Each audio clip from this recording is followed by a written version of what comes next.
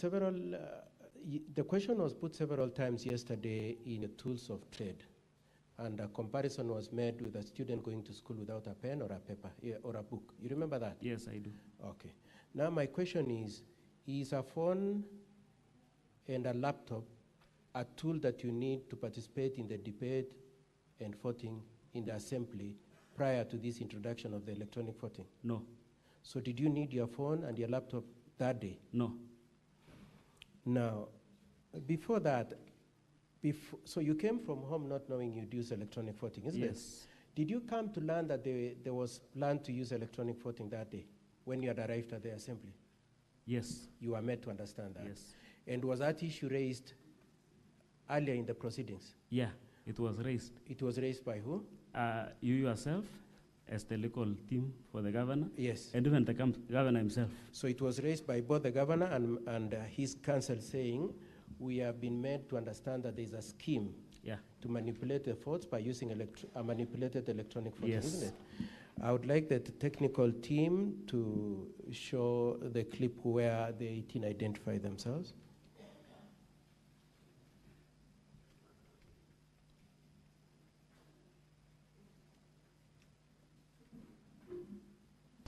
Mr. Speaker, sir, my client comes from a very uncomfortable position. Mr. Speaker, sir, my client comes from a very uncomfortable position.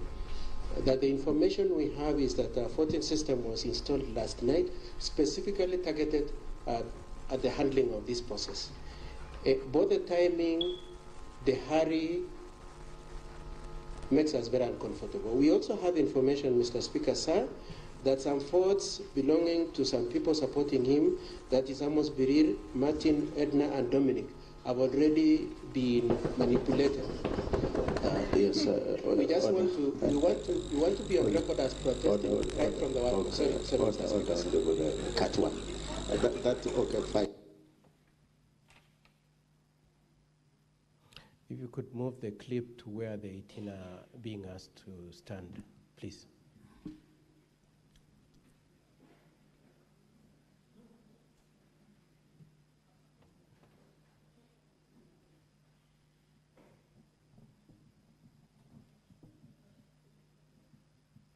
So as the Mr. Speaker, sir, you had asked me to substantiate, but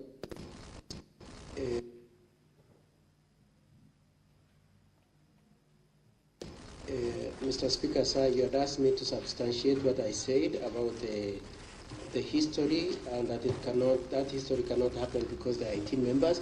If the 18 members can just stand so that we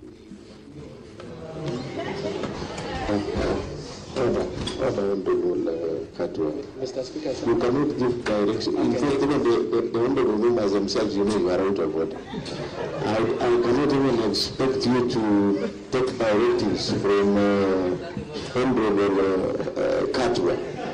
You are out of order. You are out of order. Katwa, you are out of order. Okay. Mr. Speaker, sir, I want to thank you for the courtesy you've shown us, the time you've extended for me. I really appreciate it. Mr. Speaker. That's all. That's okay. So, as it were, you had raised your concerns about the scheme and the plot to use manipulated electronic system long before the process of... Yes, sir. Okay. Yes. Mr. Speaker, sir, that's all I have for this witness. I would like to hand him over to Mr. Mutuma. Counsel for the County Assembly, your witness. Thank you, Mr. Speaker, sir, for this opportunity. I will do the cross-examination to the witness. Yes. Good morning, Mr. Witness. Good morning, sir. You have been brought, for record purposes, my name is Elias Mutuma. You have been brought by the governor as a key witness in these impeachment proceedings, correct? Yes. You are aware that the governor is facing 3 key grounds for impeachment, correct? Yes, I do. In the course of your testimony, yes, have you in any way tried to respond to any of the 3 issues that the governor is accused of? I have not been asked to. You have not been. It was not supposed to be asked. Have you, I'm asking you now, have you attempted to respond to any of the 3 charges that the governor has been accused of? It was a cross-examination, I am so asking I have not been asked. Answer the question. Have you No. attempted to respond to any of the 3 charges the governor has been accused of? No. Thank you. Mr. Witness, let's start with the issue of the alleged call between you and the mover of this motion. Yes.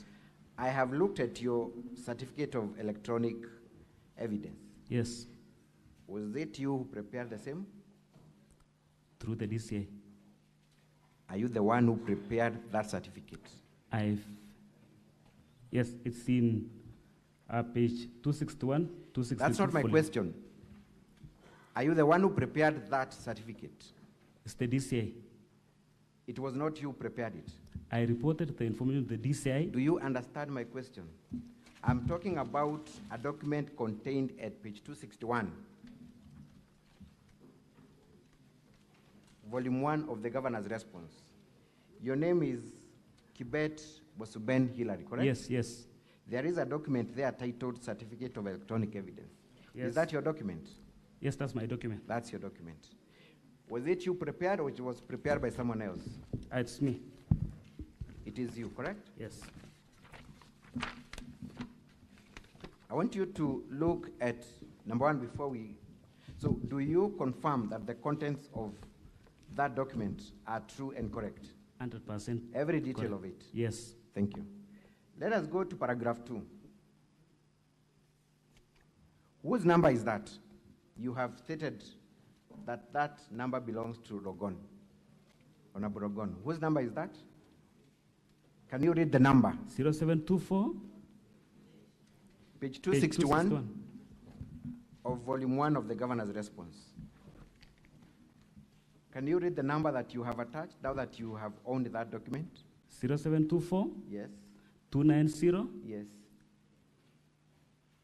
Proceed to read what you have put in the certificate of electronic evidence. That's it. Is that a valid number? No, for privacy. Is that a valid number? For privacy. Answer my question. Is that a valid phone number? No. Have you tried to explain that you have truncated the number for security reasons? I felt to Is that a valid number? No. Does that number belong to the mover of the motion? It has 3 missing digits, of which I did this. So this is not his number, correct? It's his number, but with This- missing is this digits. his number? But with missing digits. So it is not his number. Yes. You have proceeded and given your number at paragraph, the same paragraph. Yes. Were you not concerned about the privacy issues that you're talking about? For my case, I don't care, because he could have sued me for exposing his privacy. But for my case, I don't care. I don't So mind. then you are aware of data protection, I presume, correct? And that's why I never put You those. are then aware of data protection laws in Kenya, correct? That's why you Some took time. sections. You are aware, Some sections. and you are concerned about his security and privacy, correct? Yes. Did you seek his consent, the person to whom you're recording, before you recorded them? I will not have done so. How could I do so? He could have hidden some information. On one hand, you're telling us you wanted to protect the privacy of the person Yes. whose number you're putting here. But are you also aware that it is even more dangerous and more criminal to record someone's private conversation? Doesn't that violate their right to privacy, to conversation? Counsel, it's common sense. Not to It's not common to everyone. Answer my question. Yes. Don't you know that the Data Protection Act No, I don't know. criminalizes the recording I of don't private know. conversation? I don't know. You do not know. Yes. I put it to you that it is a criminal offense to do that. I'm getting it now. You're getting it now. Yes. Even then, we have been able to confirm Yes, sir. that this is not Honorable Dogon's number, correct? It is not his number, correct? But I can prove it is. It is not his number. Is it his number? But there are some digits. Is this his number? No. Thank you.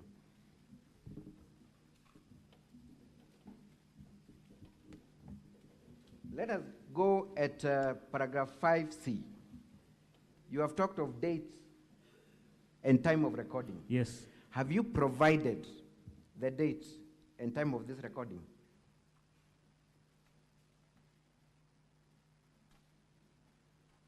Time of recording You have is not. captured here, yes. You have not. Time of recording is captured 6 minutes and a few seconds. That is not that is the duration of the call. I'm talking about the time and date of recording. Does it appear in your certificate of electronic? Not actually, not true. You have not put it there. Yes.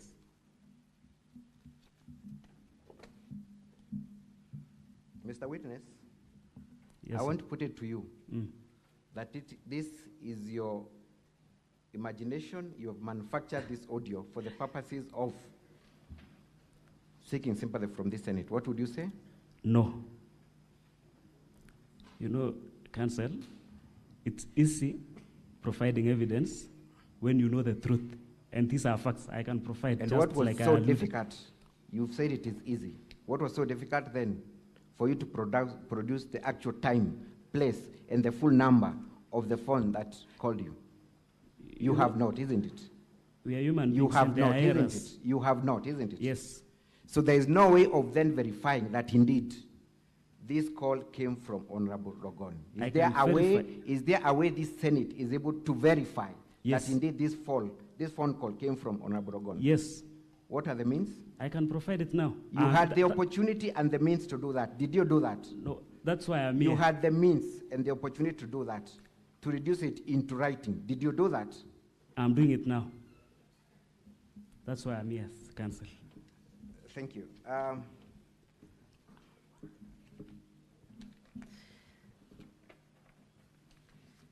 But you also confirm that you did not seek the permission of the person you are talking to before recording, correct? Yes, and I could not have done so. Oh, yes, yes. You did not, correct? Yes, I did not. How many other people do you record, by the way, when you are having conversations with? Uh, Is it in your habit to record everyone that you're having no. Why was it necessary for you to record this conversation with the person that you are talking to? It was a sinister call. It was a suspicious call. What was so suspicious about it? Rogoni was a motion mover. I was on the other end opposing the motion. Is Rogoni an enemy to you? No, just like I alluded in the first instance, Rogoni is a friend. We are in 3 committees So together. what so he's would a be friend. so strange if a friend calls you, At that assuming the call came from Rogoni? Okay, what made me or what triggered? The question I'm asking, what is so suspicious about a call And that's what from I'm a friend? explaining. Yes. And that's what I'm explaining, counsel. Yes. I said we talked some few minutes with Rogoni, and what he said suggested that he voted for me, and that's why I opted to record. That information triggered. Let us interrogate that conversation. Did you believe the content of that conversation from Yes. whoever it came from? Yes. You believe every word that was uttered in that? Yes. There is a place where the person on the other end says, you voted. Do you recall that in your audio? Yes. Did you believe that fact? No. But you are able to believe that he voted for you. Okay. In Kalenjin dialect, you I am not a Kalenjin, so I do not understand. Okay, then you have also can not. You have not. I am taking the plain meaning and ordinary meaning of that sentence. Then it's quite unfortunate. He said you voted, correct? Yes. And you said you believed what he was saying, correct? Not all the contents, because I never voted. So you chose to pick what to believe and what not to believe. That's why I brought the whole clip for this house to confirm. Clearly, the voice in that audio Yes. is a person who is drunk, correct? Yes. He even confirmed that he's drunk, correct? Yes. What value would you place in the words of a person who clearly confirms that they are drunk? What value would you place? You know, counsel. He confirms he's drunk, correct? Yes, yes. What value would you place in the words and utterances of a drunk person? You know, for us, I do not know about you. Just, I'm asking you and that's specifically. what I'm trying to What explain. value would you give to utterances by a person who confesses that they're actually drunk? the drunk people are very honest. They can say anything without ID. Are you an expert in mental assessment? You know, I'm friends to so many people who are drunk. Do you believe Mr. Witness, Yes. there's an instance where the person on that call says, Yes. I will take you to Dubai and Rwanda, correct? Yes. Did you believe that that was possible? It's possible. How would it be possible? Okay, we know, and I will wish, okay, I will request later on. Let me ask a very straightforward question. Yes, yes. Who approves trips in the county assembly? The speaker. Were you talking to the speaker? No. Were you talking to the speaker who approves meetings and trips? Of course, common sense. When you have connection. What you're calling common sense is not that common. You know, I know because I've been in that assembly more than the assembly. I've been in that assembly and I know the operations of that assembly. When you have connection with the speaker, you can decide anything. That's why he was saying he can give me position of leper. But you were not talking to the speaker at the moment, correct? But I understand the operations of that assembly. Let's proceed.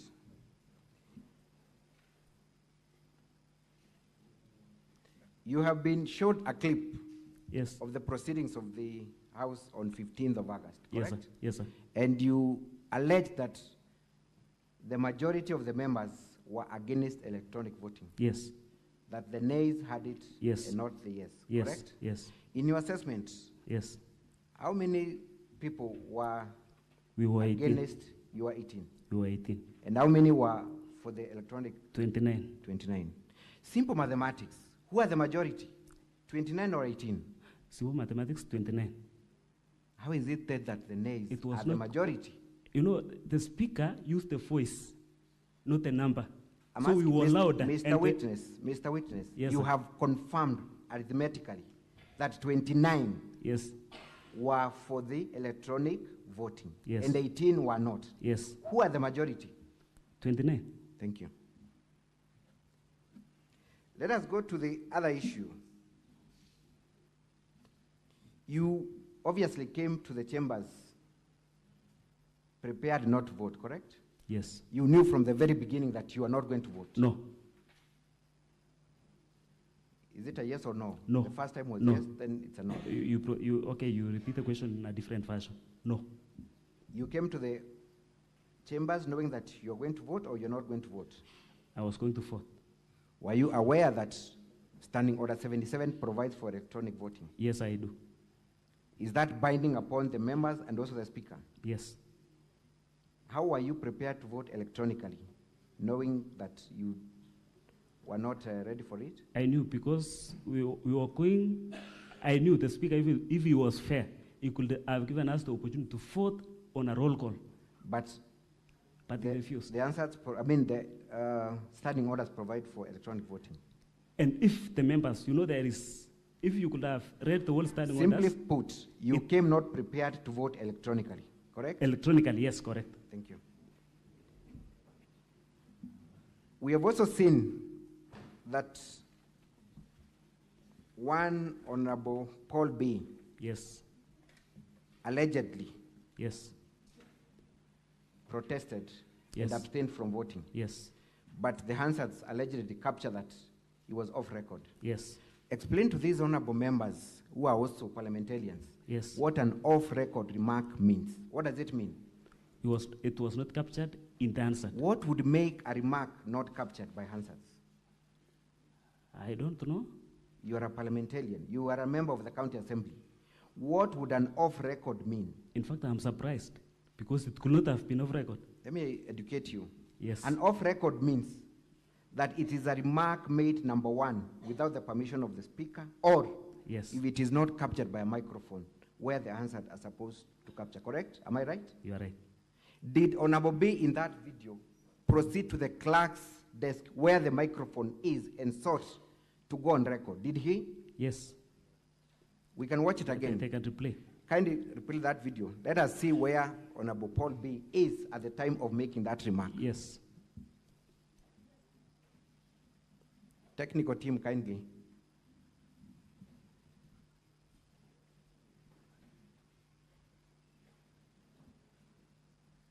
Kindly, technical team, let us see Honorable Paul B making the alleged protest.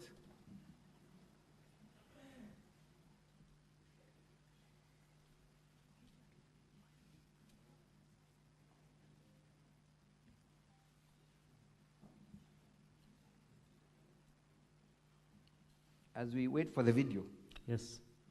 as per the structure of the County Assembly of Kericho, the microphone is only available at the clerk's desk, correct? Yes. That is where all contributions are made, official communication, so that they go on record, correct? Yes. Thank you. Let us see Honorable Paul B.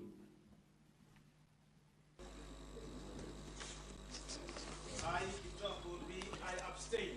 Is that an off-record or on-record? Just pause. Is that an off-record or on-record remark? There is a microphone there. Where? The microphone is in a designated place. Okay. Is Paul B shouting from the floor or at the designated place where the microphone is for the purposes of capturing records? On my observation, he was close to the We microphone. are all observing, so Yes. it's not only dependent on the Based on me. observation. But let us look at the video. Where is he making that remark from? The floor, shouting, or in the Clerk's- designated place? Near clerk's desk. Near, but not at the designated place, correct? You don't need to explain. We can see what is happening. Yeah. You brought, this is your evidence. Yes. He's not gone on record. Correct? Yes. Thank you. So you cannot then accuse the speaker of tampering with the records, because that is an off-record remark, correct? I don't think so. Let us go to the contents of your affidavit.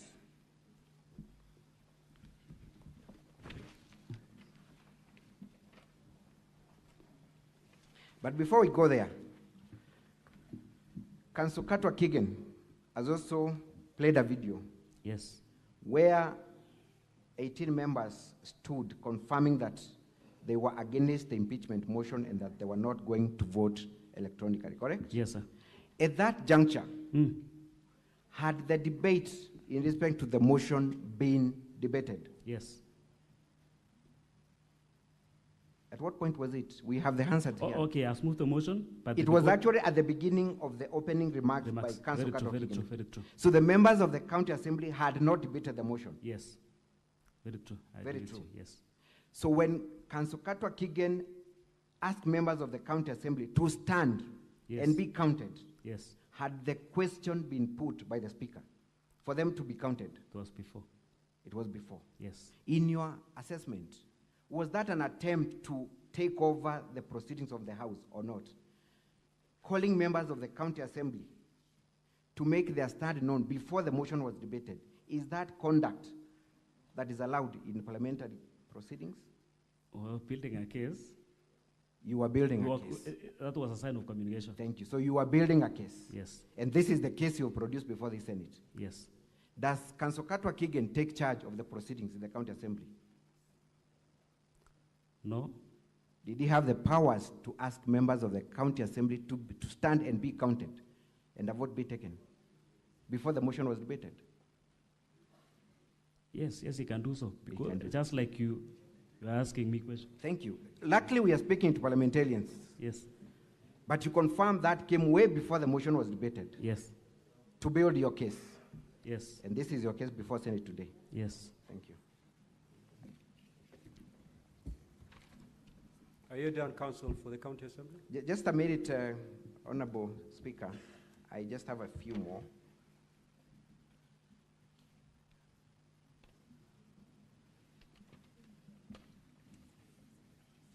You have signed an affidavit that you've presented before the Senate, correct? Yes. And in that affidavit, Yes, sir. 18 of you Yes. appeared before a commissioner for oaths and saw an affidavit. Yes. Explain to me how that affidavit was signed. Were you present when that affidavit was signed by all the members? Yes. Where was it signed from? 7th floor of Cable Plus, Marisha building.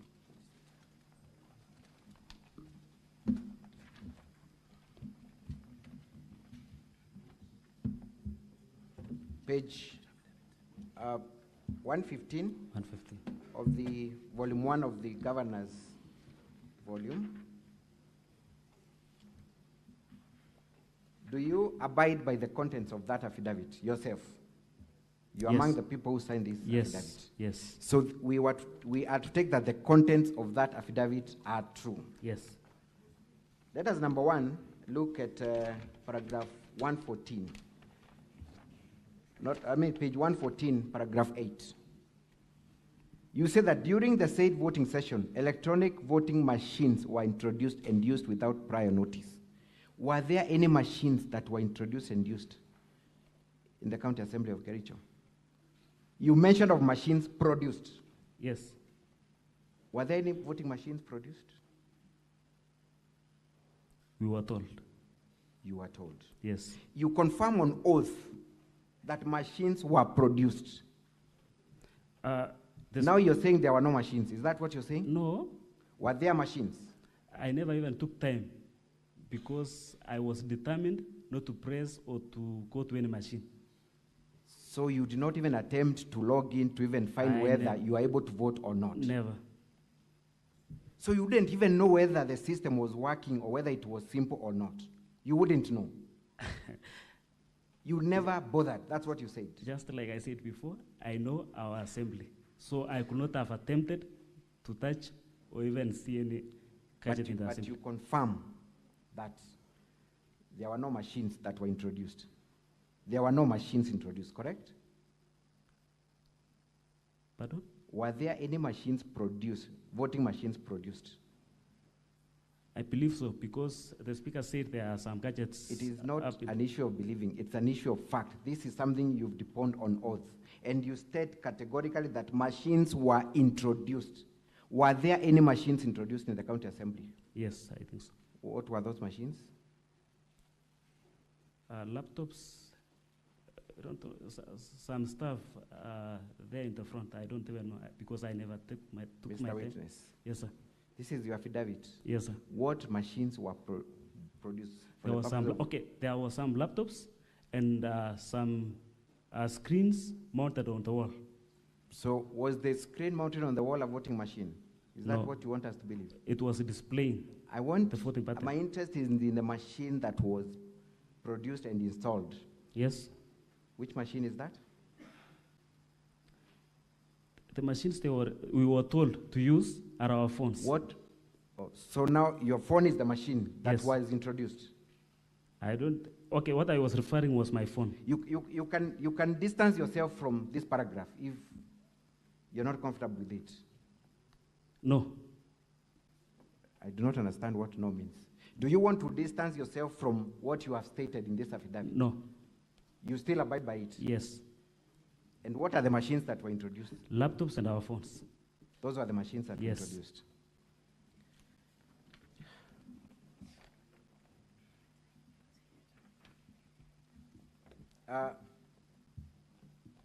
Mr. Witness, on my last question, yes, sir.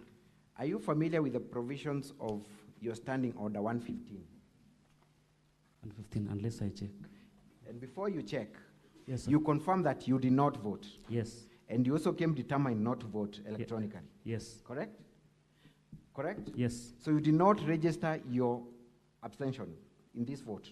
You did not. Yes. You did not.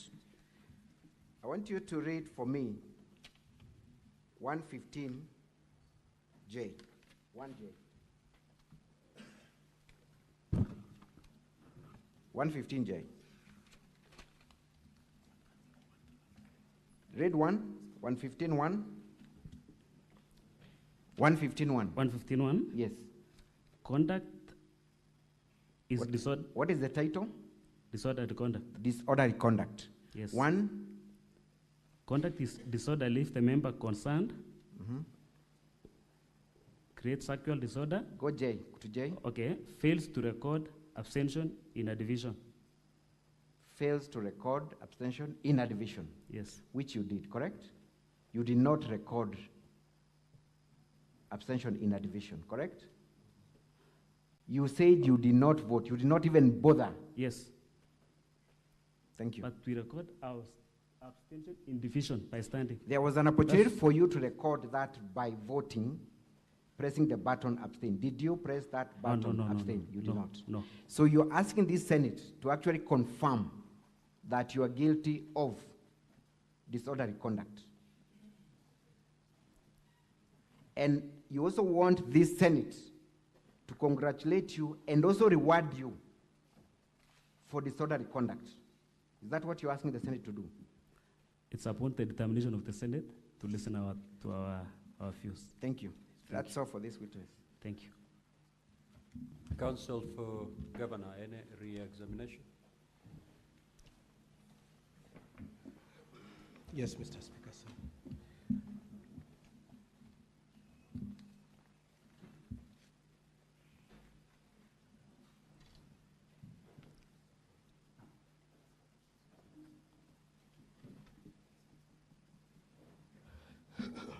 Mr. Witness. Yes, sir. When you say there were machines, what did you mean? What did you have in mind? What was it you are referring to? My phones. My phone, our phones, and the laptops in the class. So apart desk. from your phones, the laptops, what else were there? Were there anything else? The screen mounted. There were screens also. Thank you. Now, I would like the technical team to take us to the same clip that was played by my learned friend, Mr. Mutuma, on the comments made by Honorable Paul B. And as the technical team does that, I wanted to move on to something else. Did the provision that you have to vote by electronic, was the electronic voting the only means of voting that was? No, we had other options. What were the other options you had? Second division and third roll call voting. And there was also an option for roll call voting. Yes. And that is provided for in your standing orders. Yes. And did you ask for that roll call voting? Yes. Okay. Now I'd like you to look at the provisions. You've been asked that you misconducted yourselves under standing order number 115. Yes. By refusing to press a button. Yes. I would like you to read out to the honorable senators standing order number 77-8.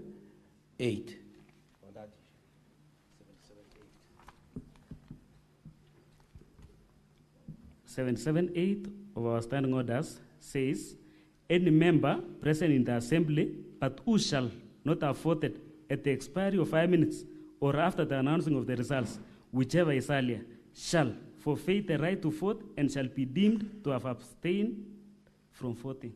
Thank you. So as it were from that standing order, is it true that you had an option not to vote at all? Yes. And would that be misconduct? No. And what type of a vote would that be? Abstained. It would be abstaining. Thank you. If the technical team is ready, please, if you could play that video of Paul B. walking forward.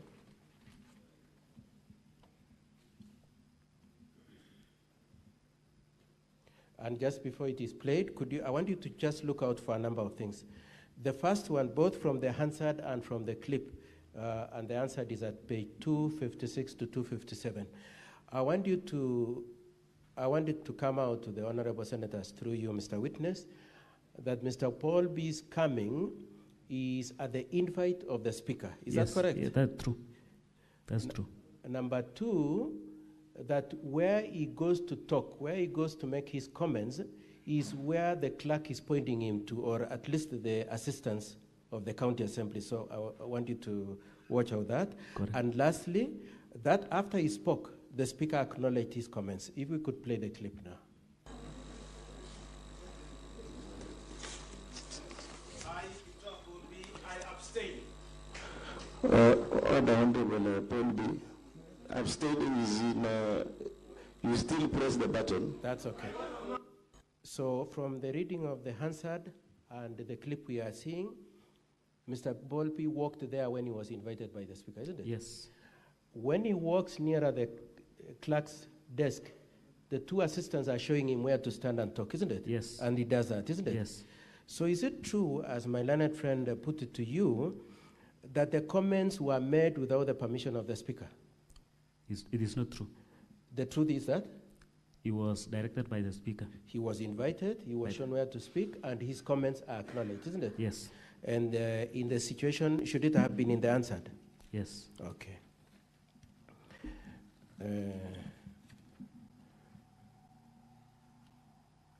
Now, you've been asked several questions, both in regard to your certificate of electronic voting, the number used, and then ultimately the question was put to you whether it is possible to verify that audio. So the first question I want to ask you is that audio genuine and true? Very genuine. And you can put your life on the line for that? Yes. Okay. And if the honorable senators wanted to verify, are you in a position to give both the number that called to communicate that audio, yes, and the number to which it was sent? Yes. And that can verify the truth of that information? Yes. Thank you. So the last question I wanted to ask you, before that, Mr. Mutuma took an issue on me saying that Mr. Katwa misbehaved in the county assembly. You remember that? Yes, yes. Did I misbehave?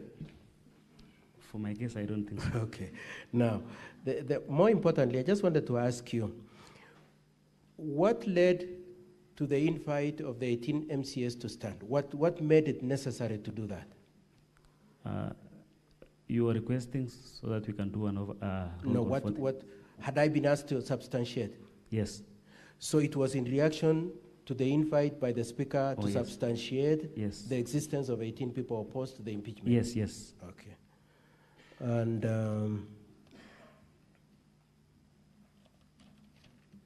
the last question I want to ask you is, are you in the habit of recording people? No. Okay. And lastly, you said you are friends with Honorable Bororiet. You said you are friends with the person who called you Honorable Bororiet, the mover of the motion, isn't it? Yes. You also said, I hope I'm not crossing the line. I know I've been told not to lead, but at least that one you had said, isn't it? Yes. Okay. Now, what did you, and you said he took over your office when you, after the first impeachment? The first impeachment. He took over the chairmanship that you held? Yes. Okay. And when he offers you, in the clip, when he offers you the chairmanship of the leper department, the leper committee, yes, could he have delivered it? Yes, I'm sure he could have delivered. You are sure? Yes. So even when you declined this, you knew you were declining something that was as good as money in the bank? Yes. And why are you sure that he could deliver it? He's a friend to the Speaker. He is a friend to the Speaker? Yes. And even the motion he was moving was on behalf of the Speaker? I think so. That's all, Mr. Speaker, sir. Thank you for this witness. Now, honorable senators, we shall move to questions and clarifications directed either to the witness or to the parties.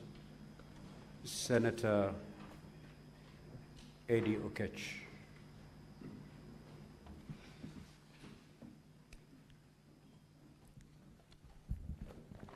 Thank you, Mr. Speaker. One is a question to the witness. Yes, sir. And then one is a clarification from the council. So I'll start with the council.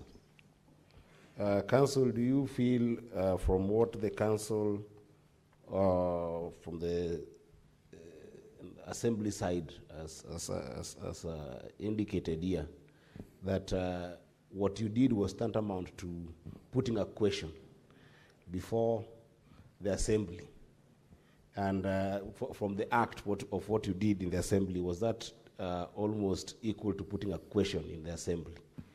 And then number two is to the witness. Yes, sir. Other than this issue of electronic voting, which we have got other avenues to be able to, confirm, because the Speaker had ruled that we'll have an expert. You followed the proceedings in the assembly, in your assembly, and you have also followed the proceedings in this assembly. There are issues that have emerged. Do you feel that those issues, including allegations that you have seen about the misuse of funds, some of the projects that are not done well by the governor, do you feel that those issues are a threshold for impeaching the governor as a member of the county assembly? Do you feel that those issues are, because you haven't responded to any of those issues.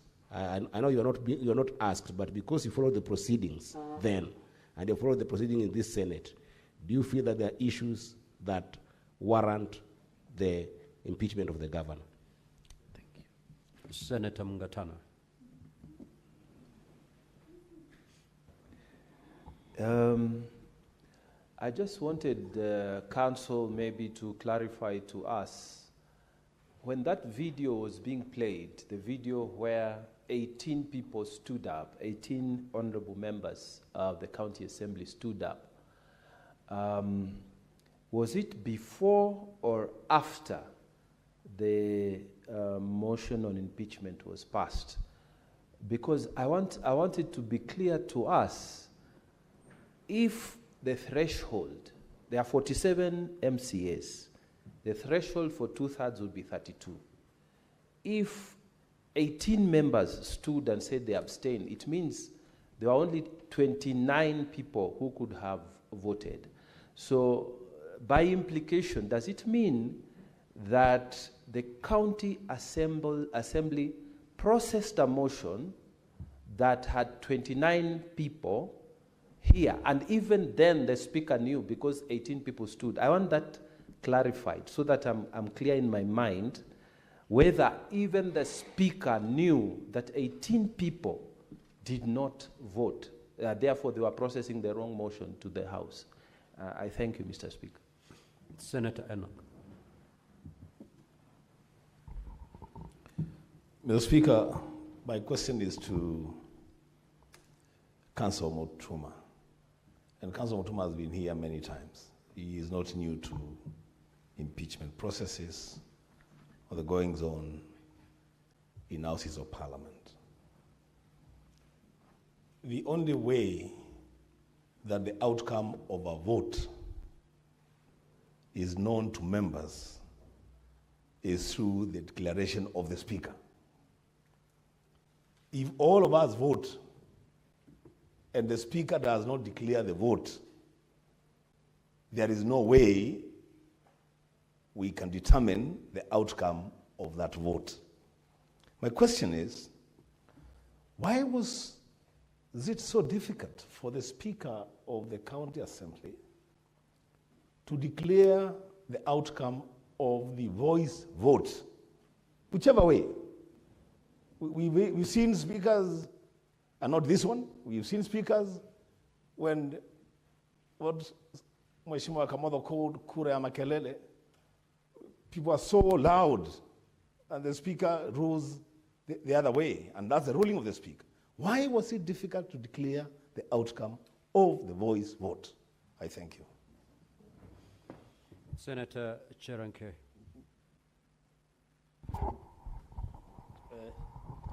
Thank you, Mr. Speaker. I want to take the witness for clarity, Volume 1 on Governance, page 261, paragraph 2. You have given us the digits except the 3.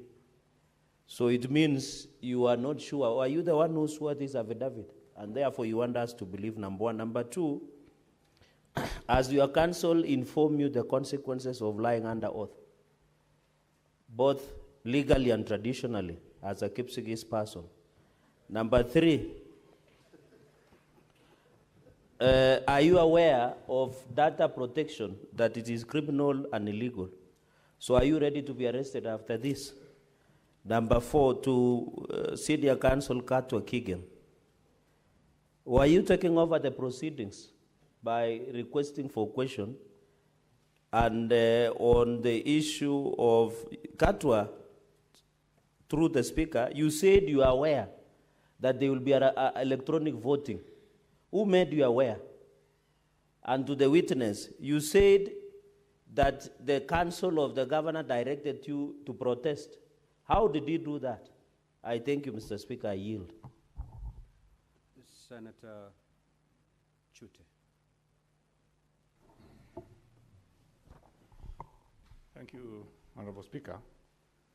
My question will go to the witness, and I'm really wondering, and I want the witness to tell this Honorable House, if 18 of you have voted that day, would the governor stand impeached today?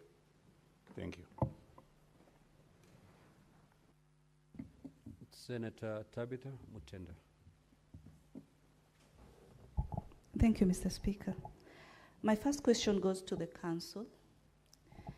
I would like to know how many, Keegan, how many MCAs were present in the chamber during that day of impeachment? To Honorable Kibet, you've indicated that your colleague, Honorable Rogoni, you've been colleagues and you've been friends. Have you ever before recorded any of the conversations that you've had with Honorable Rogoni? And by look of the date of the impeachment, the date was on 15th. But after 8 days is when you decided to go to DCI to record a statement. Why did you have to wait for 1 full week? Were you trying to gather some other evidence so that you can be able to have evidence at this DCI? Lastly, in this chamber, if you'll be able to have access to our desk, we have 3 options of voting: yes, no, and abstain.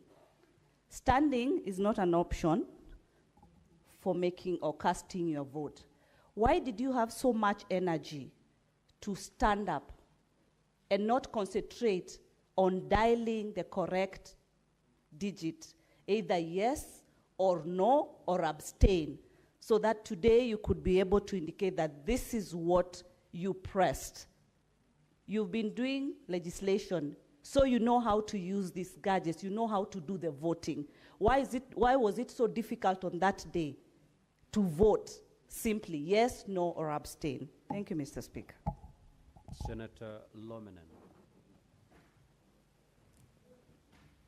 Thank you, Chair. I want to ask the witness, do you know the meaning, do you understand the word abstain? What does it mean? Abstain. It's okay, he's going to respond, Senator. Okay. the other one, Chair, to the council, Keegan. If you know the outcome of the motion did not satisfy, why did the 18 members go to the DCIO instead of going to the court for maybe to seek conservatory orders? Does the DCIO give you conservatory orders? Senator Omtata. Mine is a simple one, because from the look of things, especially from the cross-examination, this case is standing on the meaning of words. And you said a word here that some of the things we are being told have different meanings in mother tongue.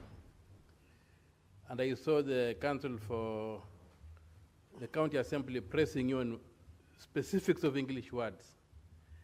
Even I can see my brother here asking whether you understand what abstain means.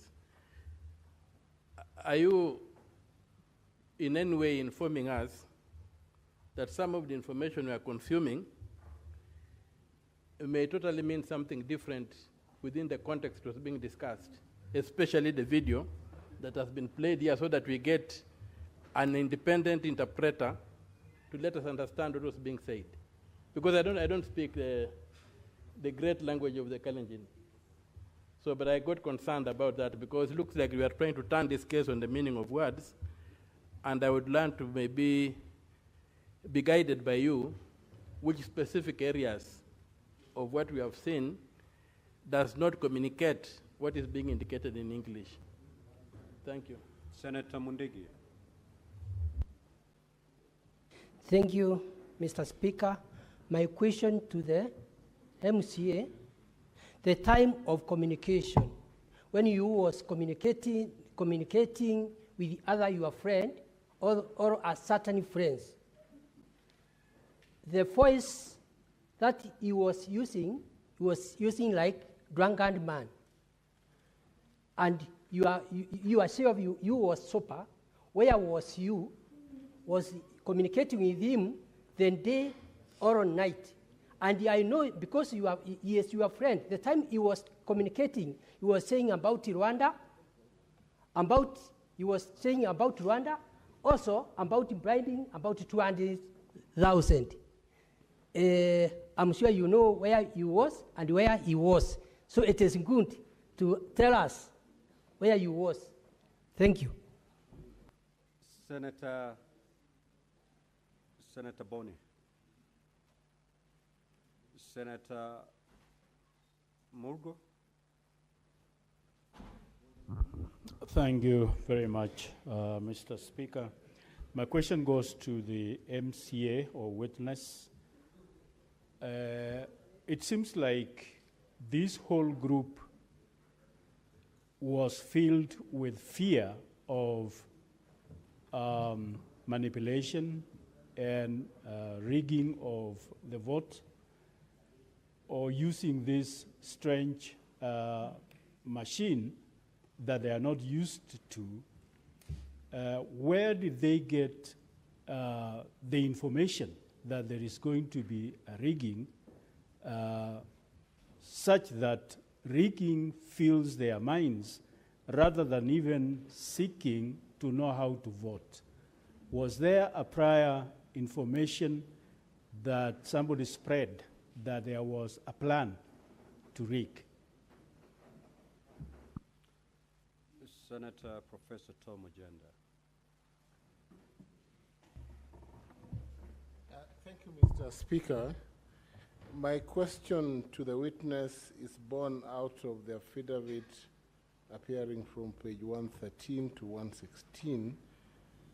To the witness, please clarify whether in your view, and this I'm sure the advocate will also respond to, an affidavit can be sworn by numerous persons to conform to the last paragraph of belief, conviction, good faith, and that all these members who swear, these deponents, can swear one affidavit on all issues and agree on all issues. Number two, and this is perhaps part of what the previous senators may have asked, whether all these people who have sworn these affidavits, the members, were at the time of voting at the same place, together, in the same state of mind, voting and understanding and having a similar understanding of the electronic voting system, whether they knew they were voting in a similar manner, driven by the same objectives. I need us to address those technical issues because they're important.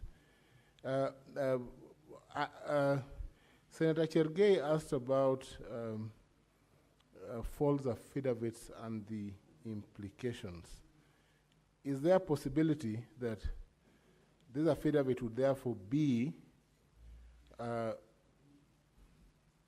legally and procedural? Senator Kamar.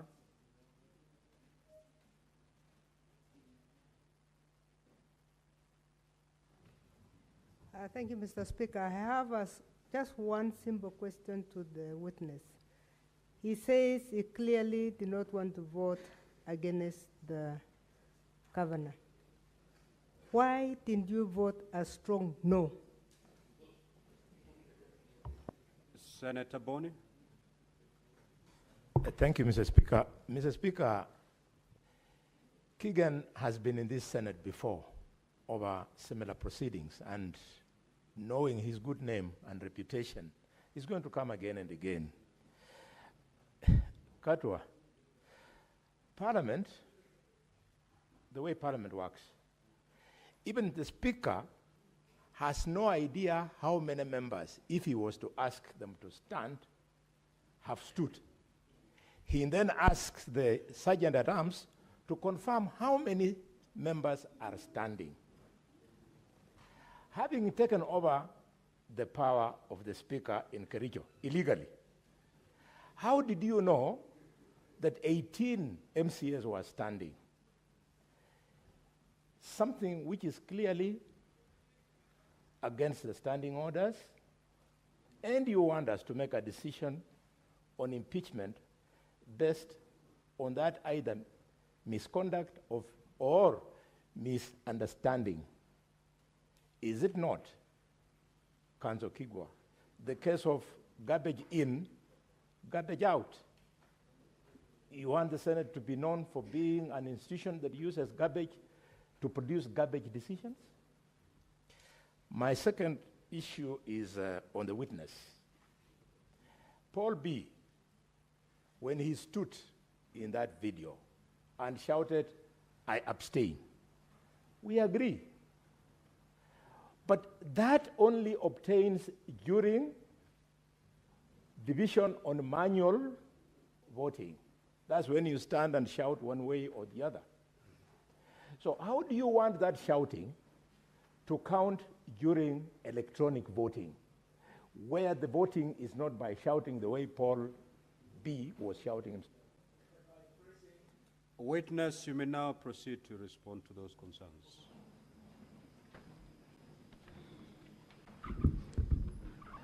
Okay, thank you. Thank you, Mr. Speaker. I will start responding from what Senator Okech Eddie have asked me about why I didn't want to vote yes to impeach the governor on the allegations or the lead grounds. I contributed in the floor of the House and we dispensed. I personally negated the impeachment motion on one ground, that Honorable Rogony, the mover of the motion, spoke lie on my word, on something I knew. And that's why I said all these other things will be negated because you have said something I personally knew. Number two, we discussed about these things. I'm lucky to have been a member to the FLOCA committee formed. I'm a member of environment, so it was a joint committee between environment and water.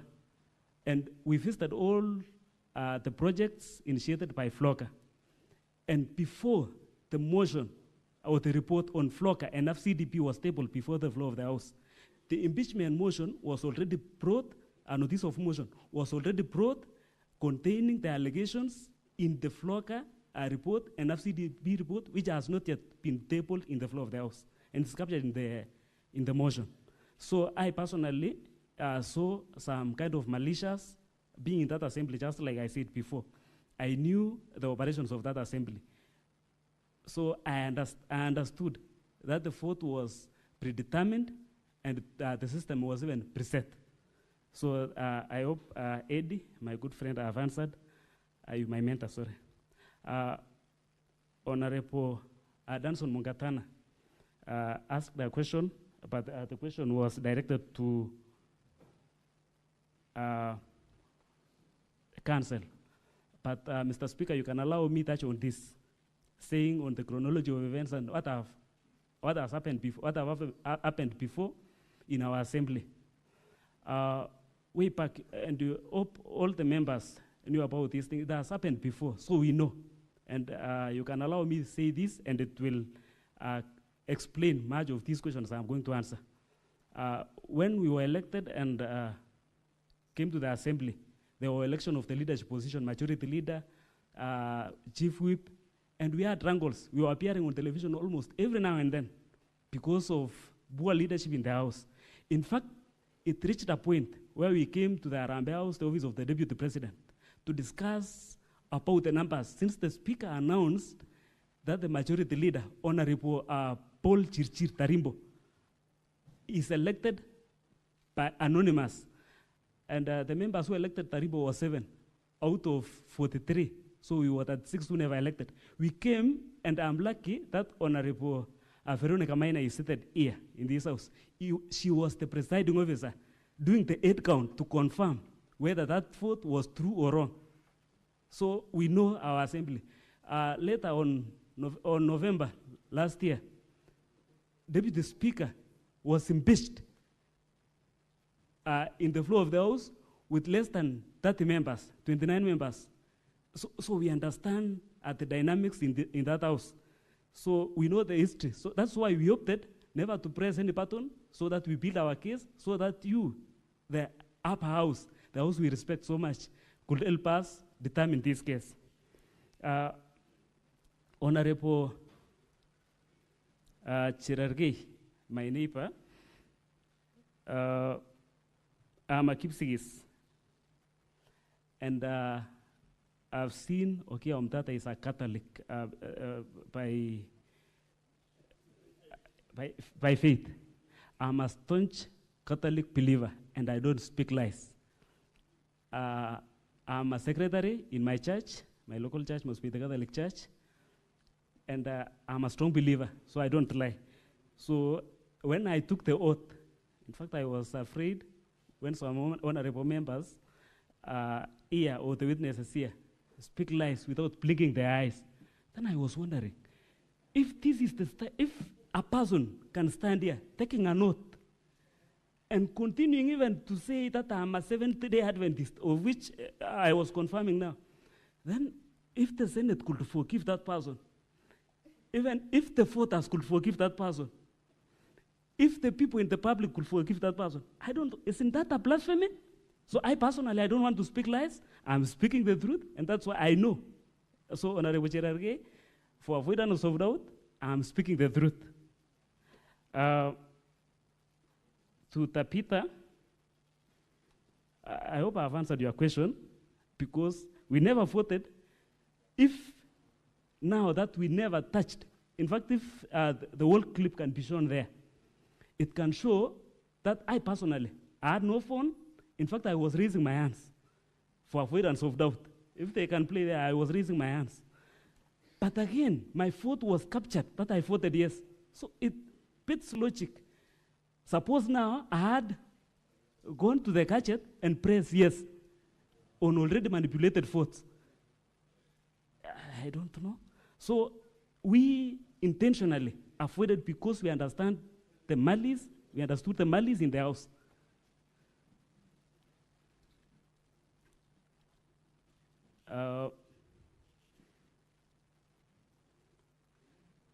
Senator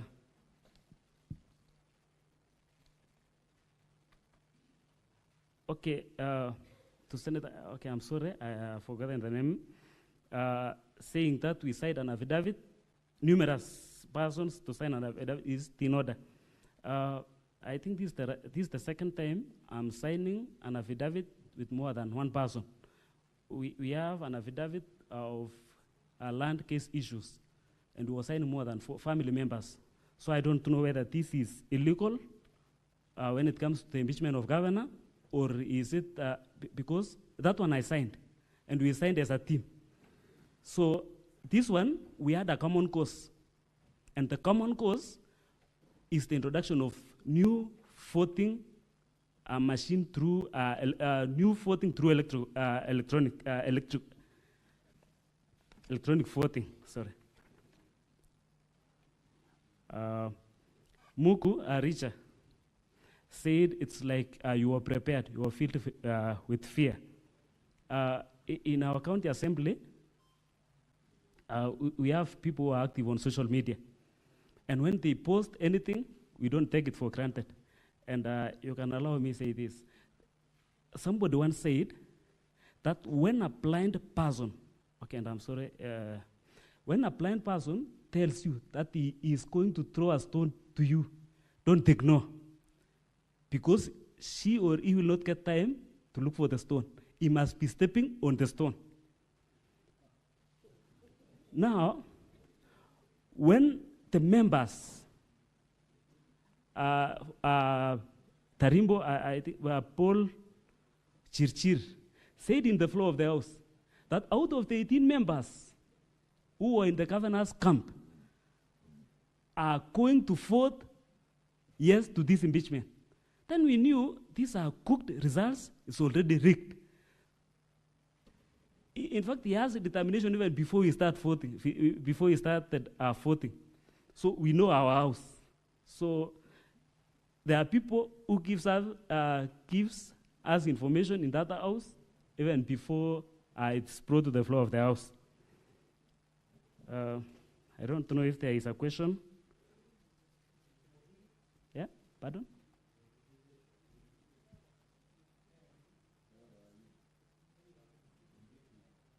Proceed, witness.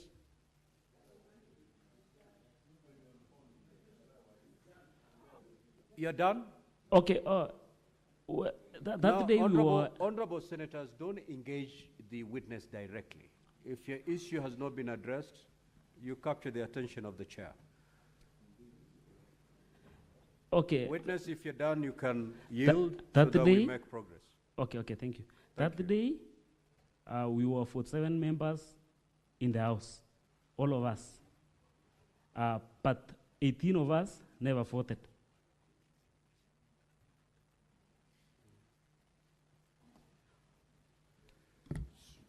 Laura, I'll take two, Senator Christo Lasigi. Oh, yes, sorry, with your permission. And your Just hold on, take these ones. You will add to whatever you want to say. Thank you.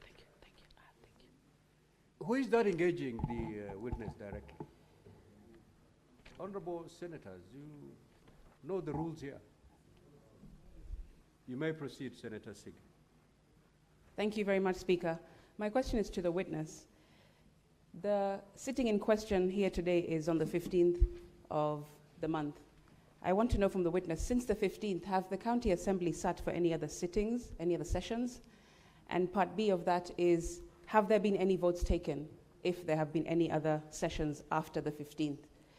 Chair, the reason I ask is because if the answer is yes, then are we to believe that all of the preceding sittings and votings that have happened through this electronic voting system should even be put into focus as something to be reviewed? Because if they are manipulatable on the 15th, then they're still manipulatable thereafter. And therefore, should we believe as the Senate, is it your evidence that it is manipulatable on the 15th, and therefore everything after that should also be reviewed as manipulatable or as preset or as predetermined, as you put it in your words? Thank you. Senator Beatrice Ogola. Thank you, Honorable Speaker. Back to this same issue of not voting. Honorable Member, you are a representative of the people. Yes. And you oversight on their behalf.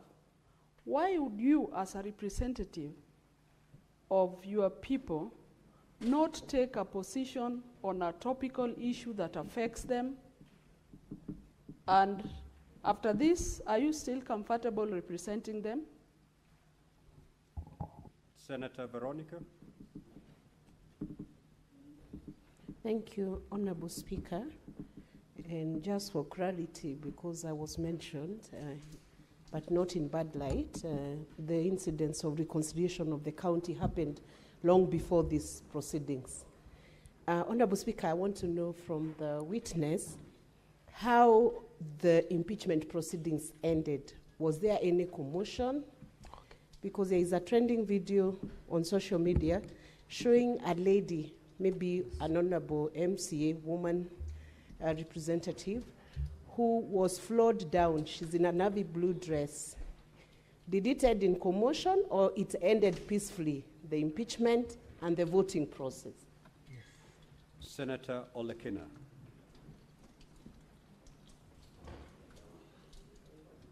Thank you, Mr. Speaker. Mr. Speaker, my question to the MCA is very simple.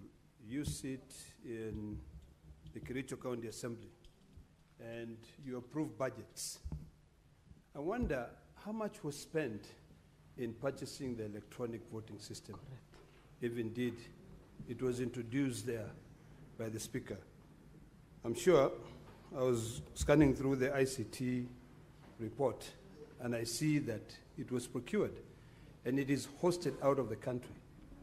Simply by getting the .co.ke domain, there is money which has to be spent. Yes. So how much was spent to be able to purchase that electronic voting system? Thank you. Senator Wambo. Mr. Speaker, I want to request the witness to look me straight in the eyes. They call me bishop in this house, and I've heard you say that you are a staunch Catholic. Yes, sir. So you brought the name of God here. Yes. In the name of God and in the name of the people of this country, did you vote or did you not vote? Senator Abbas. Honorable Speaker, to the witness, one thing I want to ask is, of the 18 members that did not vote, and you all abstained, what has forced you to abstain, all of you? Were you in the assembly? So why, how comes that you have not, any of you have not said nay? Were you obstructed to vote, to say nay or yes? Have you been obstructed? Was there any obstruction to refuse you to vote? Were you forced not to vote? No. So why did you abstain, all of you? And if you abstain, according to the records that we have here, of the voting results, that 3 members, all voted who were there, voted yes. It does not show abstain or nays. So can you justify why the records are only showing that 3 voted and they all voted yes? You were in the chamber, you did not abstain, you did not say nay. So what was the problem? Can you tell the House, the Senate? Witness, proceed to respond. You have 5 minutes to do that. Okay.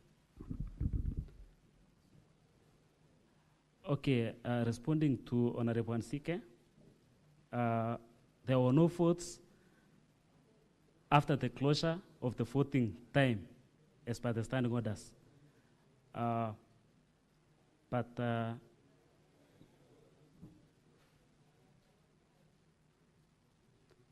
Okay, let me respond to the question by Honorable Kola, asking me whether I'm comfortable working as a representative of the people. Yes, 100%. I personally, I will not have voted for the impeachment of governor because I wanted our people to get the services. In that county assembly, we have never had an opportunity to work for the people. Every other time, wrangles. Every other time, fights. So this is the time, and in fact, this is the time when the first quarter of the financial year, where we are rolling out works. And in my budget, I had allocated money to, when we were doing budget, for our people to get water, for our people to get services. Unfortunately, when impeachment comes like this, it affects and derails the functions of the governor. So I personally, as a representative, and I wanted to make it clear here in the floor of the House, that the powers we were given is to work for the people. And if at all there will be amendment to the Constitution, I would wish that the section of impeachment will be scrapped from the county assemblies, because it is becoming a blackmail for honorable members that if you are not going to give us this, we are going to impeach you. So I personally, I'm so passionate with my work. I want the work to be done to our people. Honorable Veronica Maina explained so much about the video, which is going viral now, and I wish even we would have time, I know it will be shared. It's showing Honorable Edna, whom we signed the affidavit together, trying to get the answer from Honorable Member, because we knew that if they took the answer, they will manipulate and do their own things. So that's Honorable Edna, whom we signed the affidavit together. So we ended, in fact, some people were hospitalized, like Honorable Proga, after the commotion.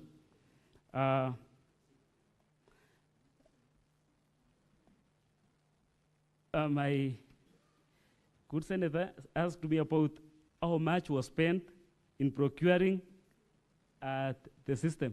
In fact, that's the question we are asking. We have never had the opportunity to even question the operations of that county assembly. They procure things, they do things. We have asked, we have written submissions asking them to give us reports, not at all. So that's, in fact, that's the question we are asking. And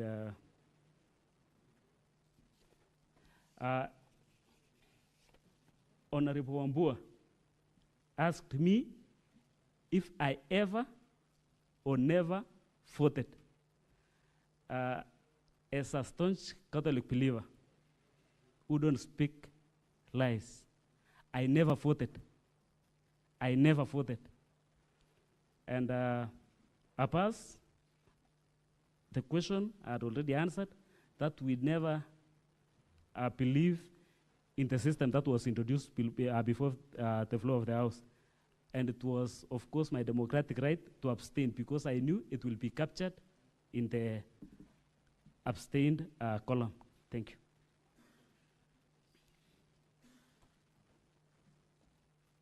Thank you, Mr. Speaker. So we're done with this witness? Yes, which was? Yes, Senator Crystal Asige. Thank you. Chair, I'm rising and I appreciate the opportunity to do so because my question was not answered. And I want to, can I restate it? Thank you very much. Sometimes I think I should speak a bit slower and a bit more dramatized so that I can be heard correctly. My question is as follows. Honorable Crystal Asige. Yes. Whichever way you choose, as long as you remain within our standing orders. Perfect. Thank you very much, Speaker.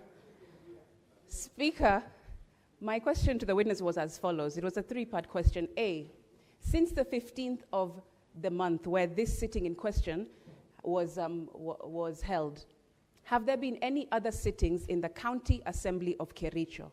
Part B, if yes, have there been any votes taken in the County Assembly of Kericho using this electronic voting system whereby members have used this electronic voting system? And part C was, if the answer to those questions are yes, then why have you trusted the system post the 15th of the month when you have said in your evidence, Speaker, that this system is manipulatable, it can be predetermined and preset? Why then, if yes, have you decided to use the system? Thank you.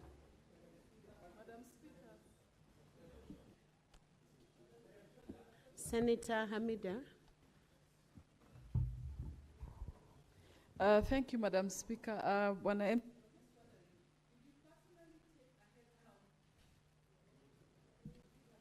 Please give her the mic. I was wondering, did you personally take a head count on the MCAs present?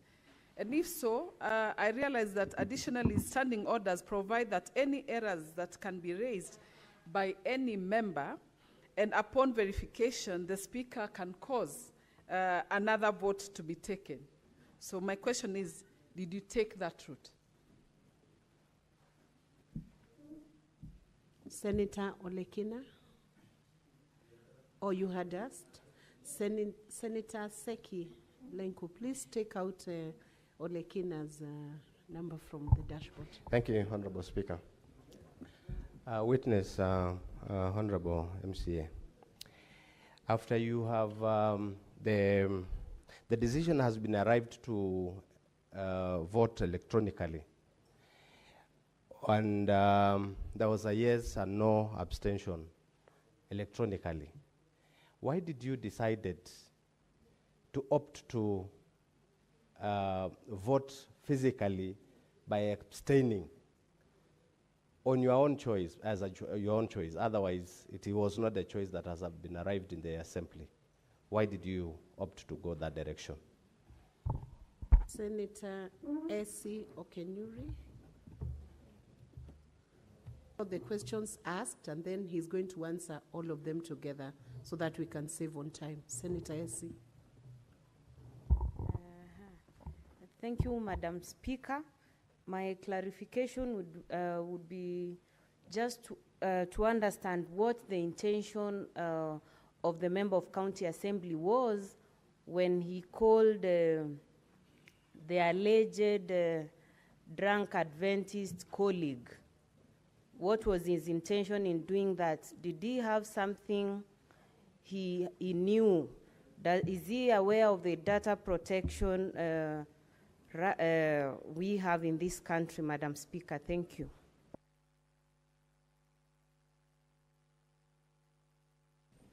Senator Lelegwe. Honorable Kibet, you've just told the Senate that you've signed an affidavit as a group. But yesterday, when Martin took that stand, he said that he signed an affidavit individually and walked away. So, which is which? Secondly, what's your general view or the general conduct of the Kericho County Assembly Speaker, given your allegations that he has removed his Deputy Speaker of the Deputy Speaker of Kericho County Assembly and procedurally? Do you wish the Speaker to be brought and put on oath?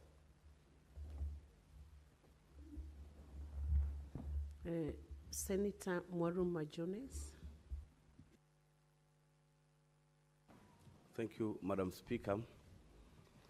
Mheshimiwa, you recorded one of your colleagues. What I would want to know is if you sought his consent. Because then if you want to record somebody in an interview, then there must be an informed consent. Informed consent to mean that a written consent. Did you have that informed consent, and do you still wish, if that video or record or that audio recording is here and procedurally, do you still wish to use it as part of evidence, knowing that you had committed an illegality by recording somebody without consent? Thank you, Madam Speaker. Senator Derito John.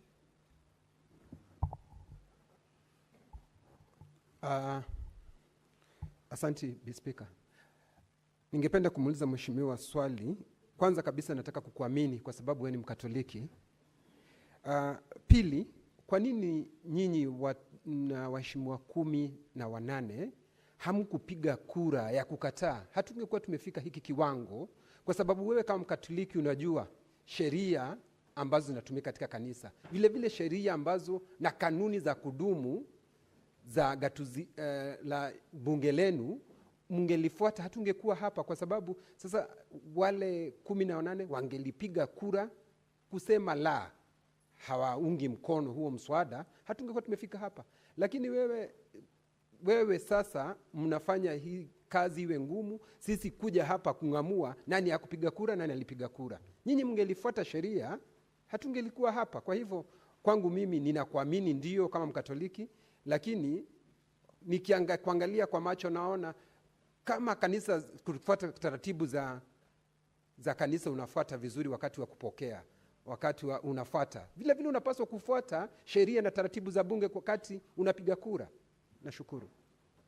Senator Beth, and we close this session with Senator Wakoli. Had you asked another question before? We will close the session with Senator Wakoli. Thank you, Madam Speaker. Actually, I had 2 questions, and partly they have been raised by some of my colleagues. However, I wanted to ask the witness, you indicated that when the Speaker called for the nays and the ayes, it indicated that the nays added. Did you raise any objection after that when he ruled that you are supposed to vote electronically? Secondly, it's about the 18 of you who did not vote.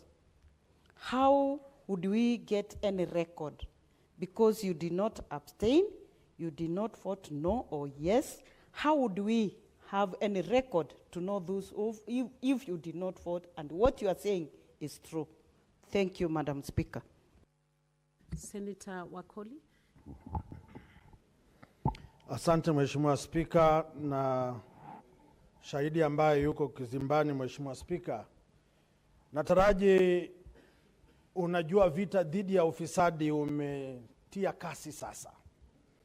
Tukichunguza na tupate kwamba mlikula mlungula na kwamba umechukua nafasi ya popo ambaye si ndege si mnyama, uko tayari kubeba msalaba wako, kwa sababu hatutaruhusu kumsulubisha Kristo na tumwache Barnaba. Asante Mheshimiwa Spika. Senator Mudigi, what did you want to restate? Because you had already asked the question. Bwana Spika, swali langu, Madam Speaker, swali langu alikuwa limejibiwa na ndio nataka nimuulize tena aweze kuijibu na ndio ile inafaa kwa sababu ni swali la muhimu. Can you please proceed to ask very briefly? Bi Speaker, swali langu kwa mheshimiwa. Tumeona video ikizungumza pale na iliongewa kama hamjaenda kupiga kura. Tulikuwa nataka kujua wakati mlikuwa nazungumza, kwa sababu ule mzungumzaji alikuwa naongea mambo ya shilingi 200,000 na pia hapo akasema mambo ya kwenda Rwanda. Seneti hii inataka kujua mlikuwa naongea usiku ama mlikuwa naongea mchana, na pia wakati mlikuwa zungumza alikuwa naongea kama mrefi na wewe unasema ni Mkatholiki. Ulikuwa upande gani? Kwa sababu nyinyi mlikuwa anjuani, ni vile tu mlikunja mkatofautiana wakati wa siasa. Hiyo ndio swali langu, Bi Speaker. Senator Murango, have you abandoned your question? It will be... Asante sana Mr. Speaker.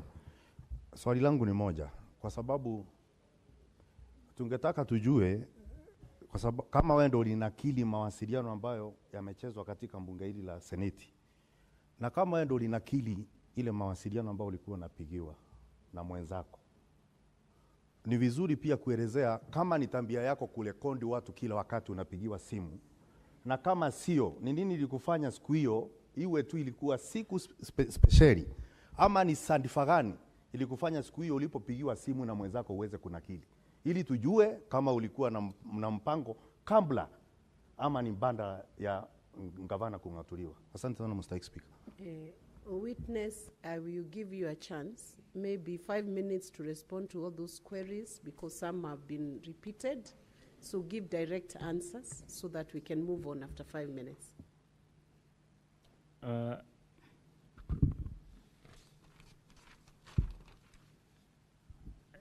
The question from Mwaruma, Senator Mwaruma. I personally thought, I never sought his consent because if I could have taken that chance or permission, he could not have given me the information he gave me, and that's why I could not be here today. So I never sought his permission or consent. But I've obtained certificate of electronic evidence it's attached in governor's volume, and page 261, 262. Kinyua, thank you so much for the trust you have in me, Senator Kinyua. Being a Catholic believer, we were allowed to vote. But just like I said before, we knew the mischief in that system. So we avoided, because as I had explained earlier, if I personally, I never voted, but still my vote is counted in the list of those people who voted. What could have happened if I could have pressed the button, whether to abstain, whether to vote no? It could have been a different story. And I could not have had the opportunity to explain myself to the public, to the senators, and to the people out there who are believing on our story. Honorable Pate, Senator Pate, Speaker never declared that nays or ayes have it. So, but as a proof, we have the affidavits, we have the videos, and we have the proof that even if we could be allowed to come to this floor of the House, the 18 of us, the 17 of us, because Edna, I don't know, she took her mother to hospital, so she is not around. But if 17 of us could be allowed to come here, so that what Honorable the Speaker, Madam Speaker, the other time he did an 8 count. You can do still the 8 count here to confirm that we are 17 who never voted. That's a proof, and a live proof. Wafula, Honorable Wafula, talk about corruption and whether I know of the repercussions of corruption. definitely, I would not have taken any bribe. If I could have, if I'm a person of bribes or corruption, I could have accepted the offers of Honorable Rogoy. And for your information, for the last 1 year since the impeachment of the governor, I was removed from jail finance. I have no responsibilities, but I'm surviving with my own businesses, and I'm lucky that my wife is working here in Nairobi, so at least she can provide for the family. We were taken denied all those rights, so we don't get privilege allowance. So if I was to take the bribe, it was this time I could have alluded to the fact that Rogoy gave me the offers, and I could have got into the trap. So I don't take the bribe. Mundiki, you repeated your question. And in the clip, when it was being played, I said clearly that I'm in my house with my children. So past 9 p.m., I'm watching news with my children. I'm relaxing at home. So I don't know. He himself confirmed in the clip, in the recording, that he was drunk. I even didn't know that he was drunk, but he said. Murango James, Honorable Murango James, he asked me if it's an habit for me to record. No, not at all. It was just a suspicion. I predicted something because it was the mover of the motion, and I was on the other hand opposing the motion. So what are you discussing at that time? Just immediately after the motion. So I was suspecting something could have been happening.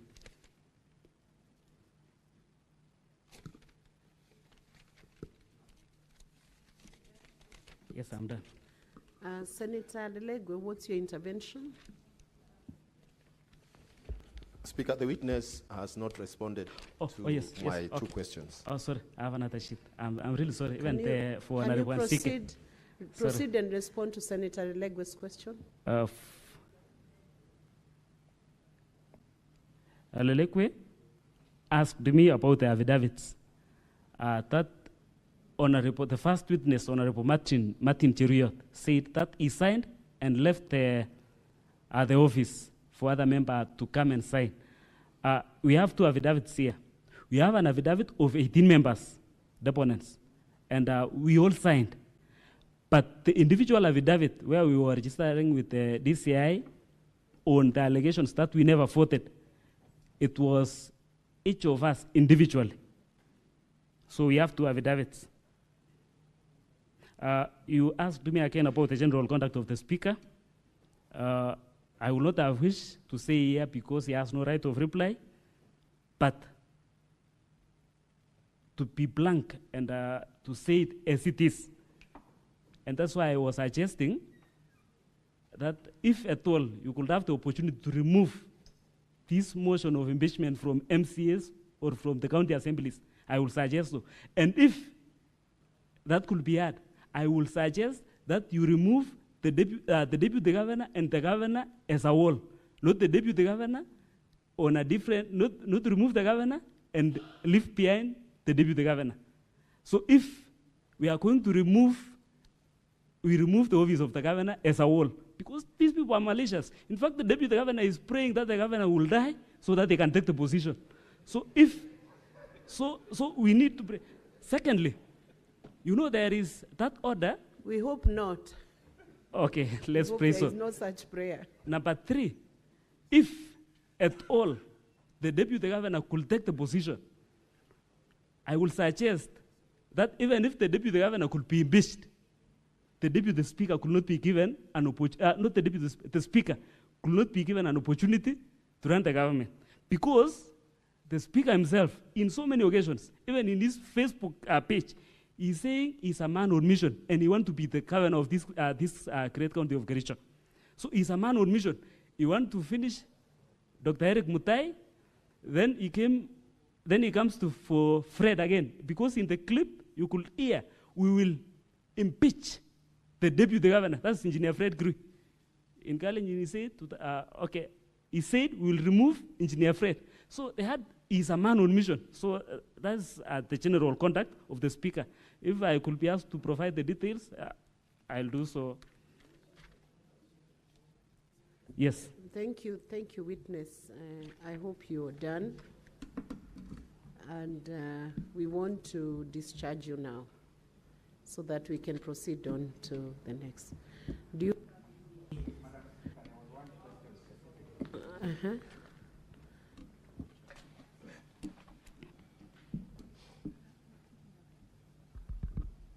Can you give counsel the mic, please? Thank you, Madam Speaker. One question for me from Senator Wambua. I have confirmed from the video that there seems to be no declaration of that specific question, but I'm yet to confirm from the hazard. So if you could kindly allow me to peruse through the thousands of pages. Once I get that specific capture, I will let you know. Thank you. Thank you. So the witness is discharged. Mr. Speaker, sir, Mr. Speaker, Madam, I was also asked a couple of questions. Yes, thank you, Madam Speaker. The first one is the propriety of my having asked the 18 MCAs to stand. It was a very direct invite by both the Speaker and an MCA, I think, called Tarimbo, asking me to substantiate my contention that there were 18 MCAs in support of the governor and in opposition of the motion.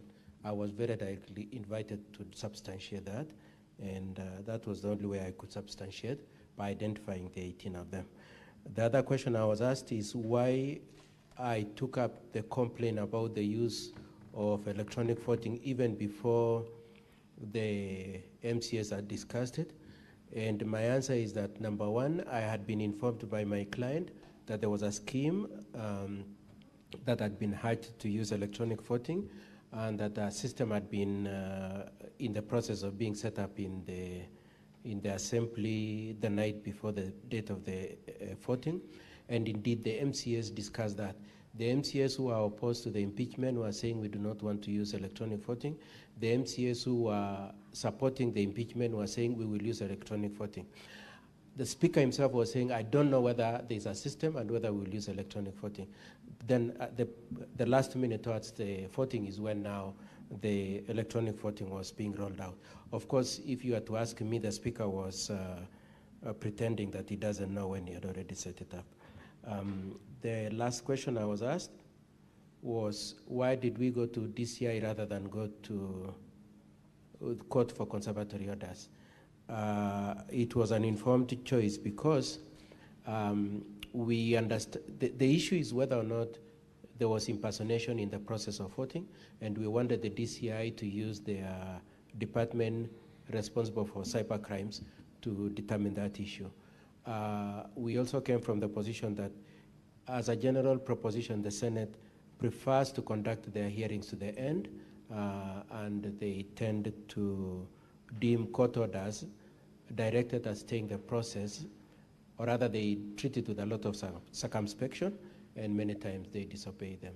And for that reason, we thought we just go through the whole process up to the end. Lastly, was the question of whether the joint affidavit was regular. It's our position that the joint affidavit was regular. The position of all the 18 MCS was the same. Their wishes were the same. And so when at the bottom of the affidavit, they say it is a joint position of what they jointly believe, and is fairly true. It is a true statement. Thank you, Madam Speaker, and thank you, Honorable Senators. Madam Speaker, with your permission, I can call the next witness. Yes, and before you do that, I just want to remind you, you have 1 hour, 49 minutes. Thank you, Mr. Speaker. To dispense with all your witnesses. How many more witnesses are you remaining? There should be 16 because 17 actually. Apart from the list of the witnesses I have in my list, I have the expert who I got the permission to call him yesterday. I have the expert. My plan, Madam Speaker and Honorable Senators, is to call the next witness, whose case is that his vote was impersonated. After him, I will call the technical expert, and then I will call the other witnesses in my list within the space of the time remaining. Okay. You may then proceed to call your next witness. Thank you, Madam Speaker.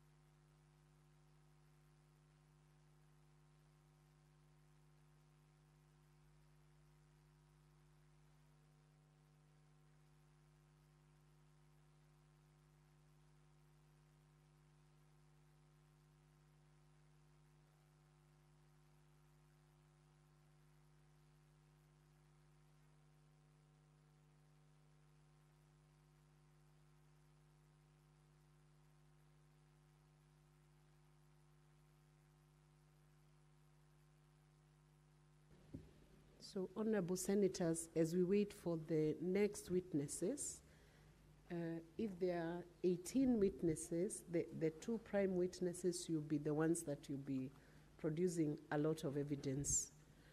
I will allow the interrogation of the two witnesses first before the 18, before the MCAs, I think there are 16. Then we will, maybe I propose we will let the 16 all give evidence together. Then if you have a specific question to any of them, we'll have a limited time slot for those questions to be done.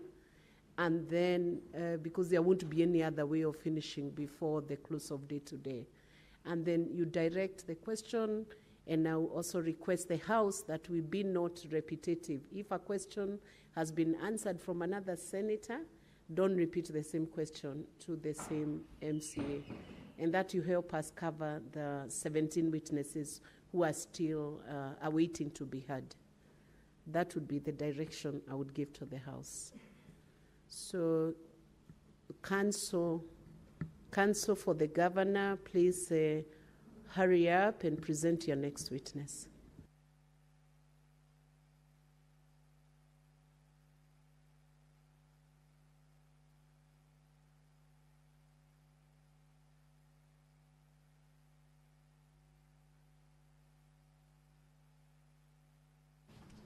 Let the witness be sworn.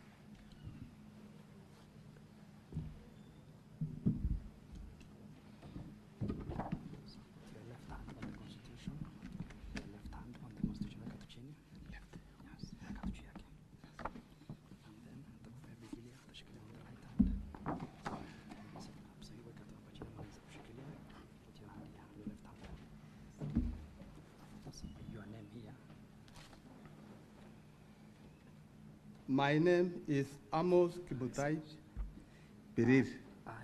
Clerk, can you I, guide the Amos witness? Kimutai Pereir, I do solemnly swear that evidence that I shall give before the Senate in respect of the matters before the Senate shall be the truth and the whole truth and nothing but truth. So help me God.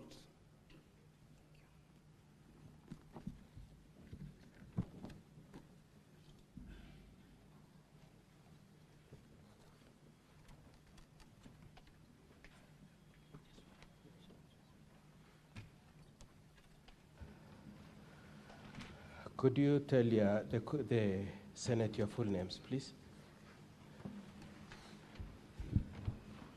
The witness I've called is called Amos B., and this affidavit is at page 125 to page 127.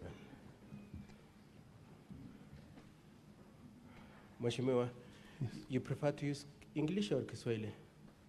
May I use English? Sorry? I can use English. And if you could move closer to The witness, can you stand near the microphone? And we want you to be loud enough for the senators to hear you. May I request you indicate your names? Sema majina yako, say your names in full. Yes, my names are Amos Kimutai Pereir, MCA representing the great people of Kapkatet Ward. In Kericho County? In Kericho County. Okay.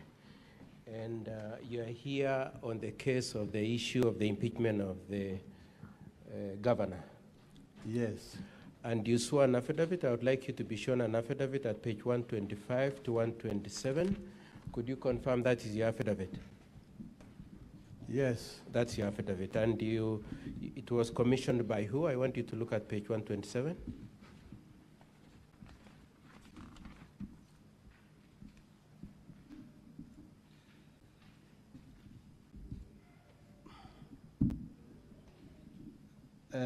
I sworn affidavit. Yes. Chepen Ngetich And where is she based? The Marisha building in Kericho. You saw that affidavit, and you'd like to rely on it in support of your case? Yes. Okay. I would like you to be shown also page 113 to page 116. That's an affidavit sworn by how many people? 18. And are you amongst the 18? I was among the 18. You signed that affidavit? Yes. And was it commissioned by a commissioner of oaths? Brand Kiprotich. And where is he based? The same building. In which town? In Kericho. Okay. Now, were you in the county assembly on the 15th of August, 2025? I was in. In the county assembly? In the county assembly. And what was the issue in that in the assembly on that day? On 15? Yes. It was a special sitting. For? It was a special sitting for impeachment, which was brought by Honorable Rogoin. So it was it was discussion on the impeachment of Honorable Rogoin, of the governor. Of the governor. Brought by Honorable Rogoin. Yes. Okay, and then there was at a certain point there was voting, isn't it? Yes, on that day after discussion, there was voting. Okay, did you vote? I never vote. What did you do? What I did, yes, because already I was suspicious about the machine. Yes. When we discussed about using machines, yes, I thought we were using manual. Yes. But before that day, yes, on 14, I got a message that my name was already it is there in the system. Somebody wrote and say, Amos Piri is among, even though I was on the other side, I'm on that. I'm on the side of yes. That is why I was on the side of doing what? Of voting in support of impeachment. Okay. So I want us to stick to 15th of August, Mheshimiwa. So you say you didn't vote? I never vote. I'm an old man and I can say the truth. Yes. Could you just? That is why I raised the Bible. Yes. And may I okay. May I request an honorable speaker, if you can allow me to say in vernacular mother tongue, I can give my people advice, because raising a Bible in front of these senators and say something which is not true. Okay. Okay. I request if you can give me to give advice to people of Kericho Assembly to know you cannot stay longer if you say bold things.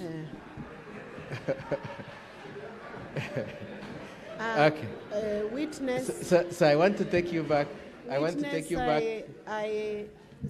Witness, I encourage you to speak in the parliamentary language, because you represent the great people of your ward, and I'm sure business in Kericho County is transacted either in Kiswahili or in English. So I encourage you.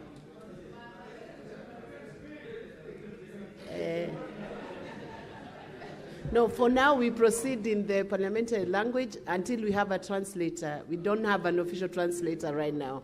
So, because it is good to give advice.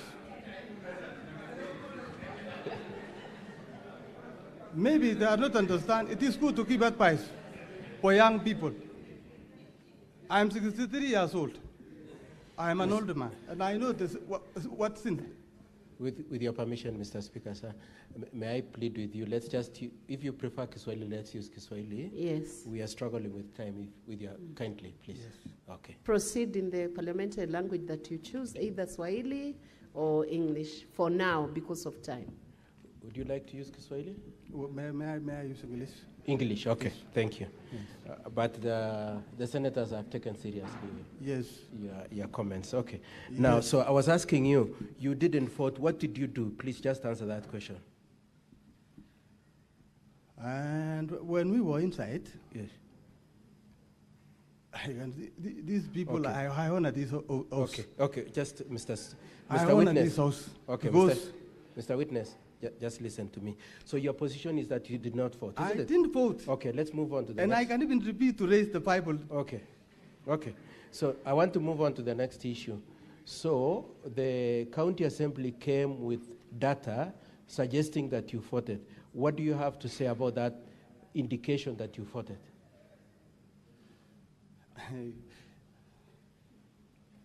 Please just answer, and time is really not on our side. So without wasting time, yes, I want to keep something which is no. evidence to me. Just answer my question.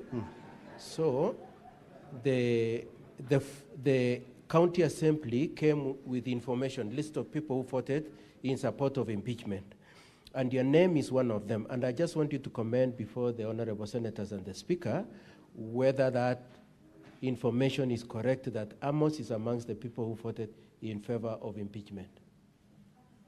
So that is why I was asking, but may I talk in English, because if the So just answer the question directly. not allowed me. Just answer the question directly, please. I never vote, and I'm still repeating, I never vote. So that information, is it correct or wrong? It is wrong, because I was surprised when I hear my name already vote. So it's not. That is why I was asking. It's not correct. Just a minute. It's not correct. It is not correct, Okay. and it is Okay, there let's is move a on. member who, Okay. who give my documents to use to apologize because. Okay. Okay. I was not. Okay. Then the Honorable other question. Speaker, give me. I'm too. Okay. Okay. Then the next question I want to ask you is, had you been trained to use this system? No, it was my first time. I've never seen. You had never seen that. I thought it was manual. You had expected it to be manual. Yes. And did you ask for it to be used to be manual? We asked, all of us, we stood up. How many were you? We were 18. And what happened when you requested? We were not given even the chance to talk. Okay. So I want to, you will be asked a few questions by the county assembly, and then we see from there. Madam Speaker, in terms of leading the witness in evidence in chief, I want to leave it there. Counsel for the county assembly can proceed. Thank you, Madam Speaker. And good morning, Mr. Amos Biril. Good morning, sir. You have portrayed yourself as an extremely honest person who cannot lie under oath or after lifting the Bible, correct? Yes. You have repeated that. I'm not a liar. You are not a liar, correct? I'm not a liar. You're not a liar. Yes. Should we then, in the course of these investigations, find that you are a liar, what should this House do to you? Keep master. You can give it evidence. Which was I am asking a question. What should this House do to you if, in the course of these investigations, it is found out that indeed you have lied under oath and after lifting the Bible? What should we do? I'm saying something which I'm sure I'm not saying. Maybe unless I was dreaming. There are two issues then that would arise if we find that you are a liar. One is that your evidence will be thrown out. Number two, you risk being charged with an offense called perjury. Are you willing to take that responsibility? What? You just repeat.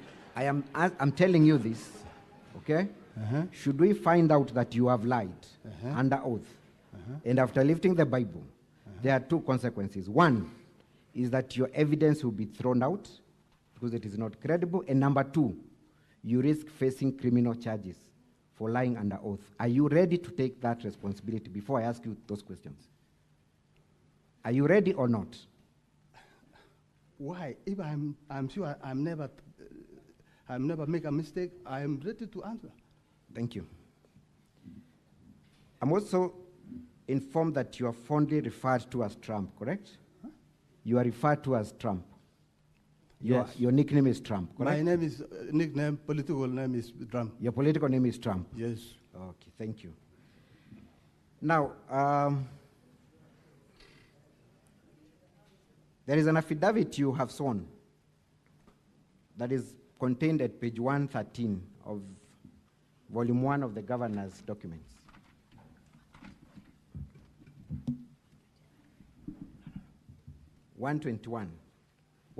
page 113.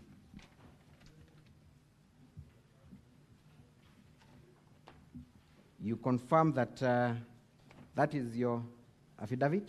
Mm-hmm. You're among the people who saw that affidavit, correct? I'm among them. You're among them? Yes. And you have confirmed that that affidavit was sworn before a lawyer called Brian Kiprotich Langat, correct? Yes. My simple question is, what time of the day was this affidavit sworn?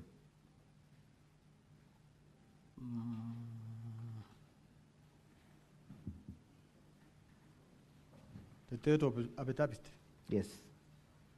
So it was 15. That I'm asking about the time. The affidavit I'm- sworn by 18 people. What time of the day was it sworn? I've forgotten the time, but we met on 15th. What time? You can tell us. You can approximate. I've just forgotten the time, but I make it on 15th. You can surely remember morning, afternoon. What time?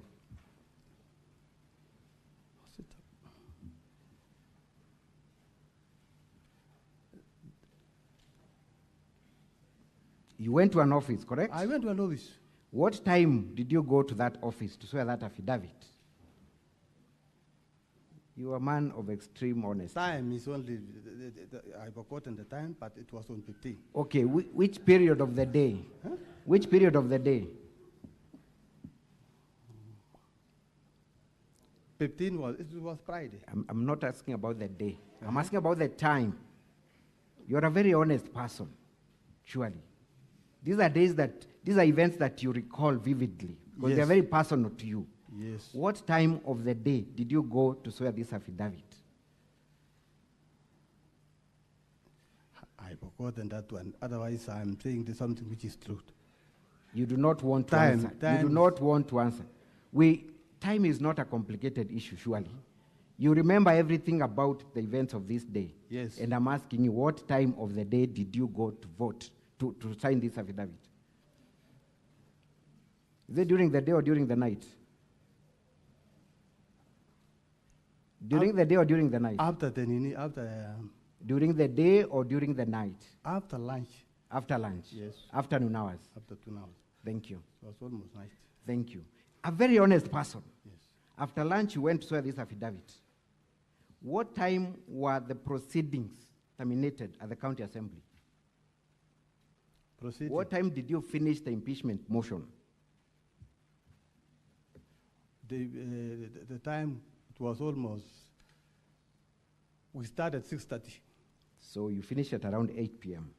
Around 8 p.m. to 8:30. But you went somehow to swear this affidavit after lunch on the same day, 15th of August, 2025. Mr. Honest. That is why I was telling you, time was. That's why you wanted to avoid answering this question. Continue. You wanted this Senate to bank on your credibility as a mature person and a Christian, someone who cannot lie on oath. That is your first lie. Remember the consequences, Mr. Trump? Let's go to the second one.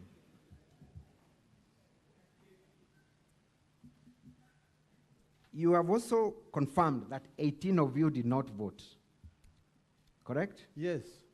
And that 18 of you even protested before the motion was debated, correct? All of us stood up. And counsel for the governor, Mr. Katwa Kigen, my senior, made that declaration in the floor of the House, correct? Yes, he made it.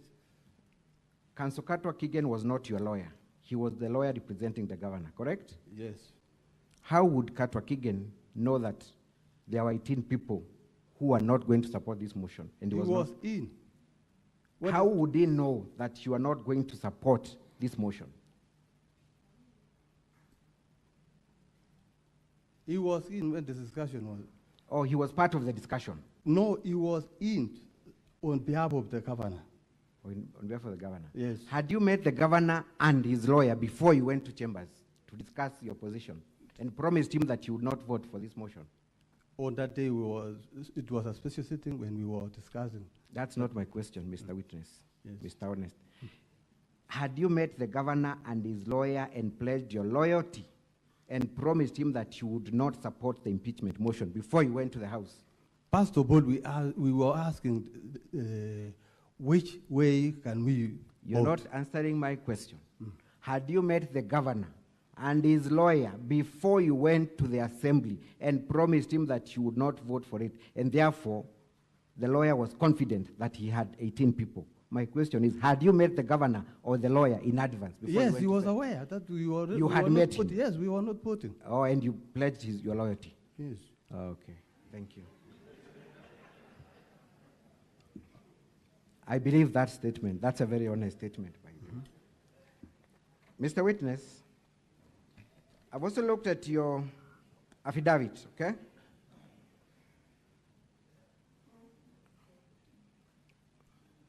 First, also confirm. I'm looking at your affidavit at page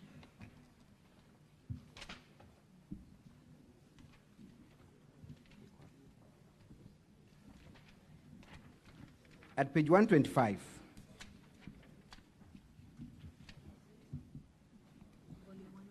Volume 1. Volume 1 of the governor's response. That is your affidavit at page 125, correct? Correct? Yes. I need to hear you confirm. Is that your affidavit? Yes. That is your affidavit. And you confirm that the contents of this affidavit are true and correct, right? It is true because I'm the one saying. You're the one saying. Yes. The contents are correct, right? Every part of it. Every part of it is true. So should we find again that you have lied under oath, are you still ready to bear the consequences? You already have one consequence to bear. Do you still wish to bear the consequences of lying under oath? I want to ask you specifically. Counsel, he had answered that question. You have to advance to the next question. Thank you. Mr. Trump, you have alluded at paragraph 10 at page 127. All right? The only mistake which I have not asked you a question. Yes. You have alluded at paragraph 10, page 127, that your phone does not have internet. Is that still your statement? My phone is not internet enabled. It is not GPS enabled. Yes, no internet. You have gone ahead at page 138 to attach a Mulikamwizi, confirming that this is your phone that is not internet enabled. Do you still want to confirm? Yes, I have it here. Or you have it right there? Yes, this one. Thank you. That is the only phone you have. That is the only phone you have. Another phone? I have not asked you. I'm asking you, is that the only phone you have? I have two, but my PA is using for operating the work in my ward. Oh, your PA? I have another big one. You have another one? But my secretary and but PA are using... In your affidavit, you confirm that your phone is not internet enabled. This one? Are you saying that you have another phone that is internet enabled? Another one, I say, the most which I'm using is this one. Even in payroll, Thank you. Payroll is using Thank you. this one. That's okay. Even the message I was given. That's okay, Mr. Trump. You might be having too many numbers, Yes. too many phones, okay? Yes. But you have one number, correct? Yes. Your main number is 1. Your personal number is 1. I have two, especially my PA are using to in Crown when I'm working in. What is the number in the phone that you are holding? Your phone number? 0720. 0720-382136, correct? Yeah, even this one is for payroll. No. I have not asked you a question. Your number is 0720-382136, correct? It is correct. And that is the number that is not internet enabled that you're using. It is not internet. It is not internet. Yes. Just doing a very simple exercise here. I took time to log into this now, to save this number. Mr. Trump, this is a WhatsApp of you with this same number. Confirm whether this is your image. If it is not, just say, that's not my WhatsApp number. Is that your image, your profile picture? This is my picture. Okay. Can an internet not enabled phone be registered on WhatsApp? The most... Answer the question. If your phone is not internet enabled, can you be registered on WhatsApp? What I've said... It's a yes or no. I have two, I have two numbers. Council, can you allow him to answer? I have two numbers. You have of two numbers. 0111 403 980. This one is operating in WhatsApp and Facebook. And those who are using is my PA and secretary. Registered. Did you state that under oath, that you have other phones that I have are another internet? phone. I have two phones. Kindly read. Let me read for you. I do not want to take you through the trap. I wish to also explain paragraph 10. My phone is not internet enabled. It is not GPRS enabled. Could therefore neither receive the link nor vote, hence I did not. My telephone handset, which I have always had and which is in public domain, is Tecno T528. I have annexed a screenshot of my phone, make and model. I don't want to speak lie. There is always a line that is in a phone. You cannot use a phone without a line, correct? There is. Can you use a phone without a mobile line? The two phones, one is operating Facebook and WhatsApp.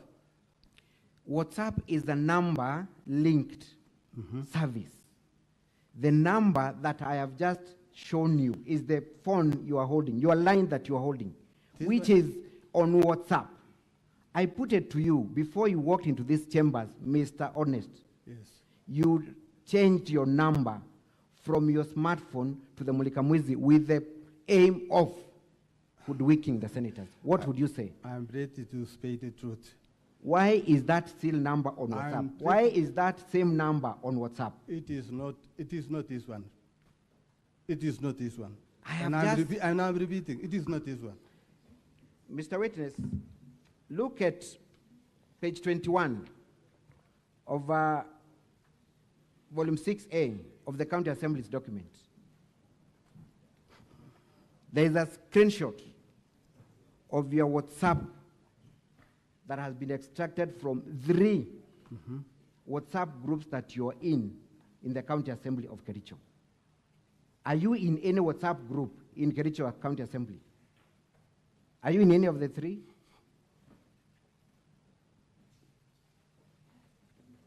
Are you in any of the groups? Yes. Oh, you are in groups, WhatsApp groups, with a phone that is not internet enabled. I'm included the group of the members of the assembly. Thank you.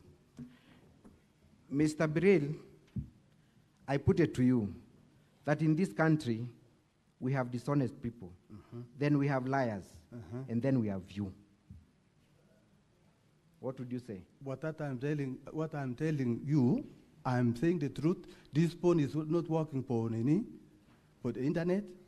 And if you want to prove, this is the phone which I was given the message, which they say I vote.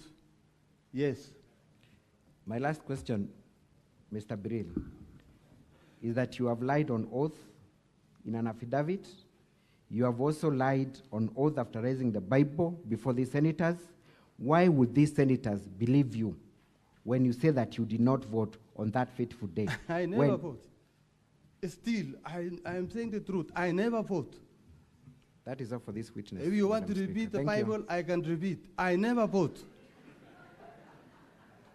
That is why I was requesting Honorable Speaker to give me a chance to advise young people not to use lies. Thank you, witness. Council Katwa Kigen. Council Katwa Kigen, do you have any re-exam for this witness? Mheshimiwa, do you admit that you operate a WhatsApp platform? Do you have a WhatsApp group, contact? I have, but those who are operating is my BA, and I Just don't know a what minute, to use just a it. minute, Mheshimiwa. Just listen to the question. Yes. So you actually have it? I have it. Okay. Who is operating it? The PA and the secretary. Do you know how to operate it yourself? I don't know, even if you can give me now. I know, I'm saying the right thing. Okay. Do you have a Facebook account? That, Facebook? That one, we might Please just answer the question. Do you have a Facebook account? I have. Okay. And who is operating it? The PA and the secretary. And do you know how to operate it? I don't know. Okay. I'm saying the truth. And you have the phone that you say you always have? This is the one without internet. This is the phone you've always had? Even in the office. In the office, in the constituency, at the assembly? Yes. And does it have internet? No internet. It has no internet. And you're saying the truth? Yes. Okay. I am sure the Senate will call you another day to give the explanation of why we should say the truth. I would like to leave the questions there, Madam Speaker, and I don't have any more. Okay, thank you. Thank you, Council Katwa Kigen. I'll give the senators a few minutes to ask questions to this witness and to the next. Make it direct and very short. What's your point of order, Senator Eddy?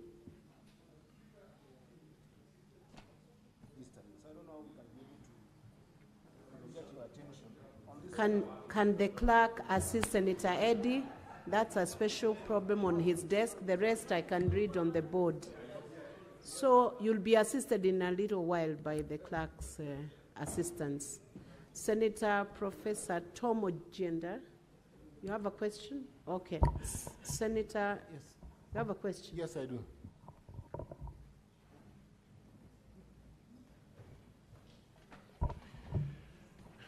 Yes, Mr. Witness, I hope you now confirm that you can communicate in English. Now, I want you to confirm, you said you do not operate any of your gadgets, correct? Yes. I'm operating using this one, but when I'm working in my ward, I used to work with my the PA and the secretary to assist me when taking in. So is it possible that your PA or secretary voted for you? No, he's not voting. Have they sworn affidavits to confirm that they did not use your gadgets to vote for you? The voting came through this poll. Don't cross-examine the witness. Just give him, pose the questions through the chair, and then you let the witness proceed. Order, senators, and use simple English, Professor, please. Proceed. Now, yes, you saw a joint affidavit. You saw an affidavit of 18 people. Yes. Were you all together at the time? Did you all believe in the same thing, and did you agree not to vote? We agree one thing. We agree. So he's in order, Professor. Senator Methu, the chair is in charge. Can you allow the chair to run the House? We are all 18. Professor, I think those are enough questions from you. Let's have the next senator, Senator George Mungai.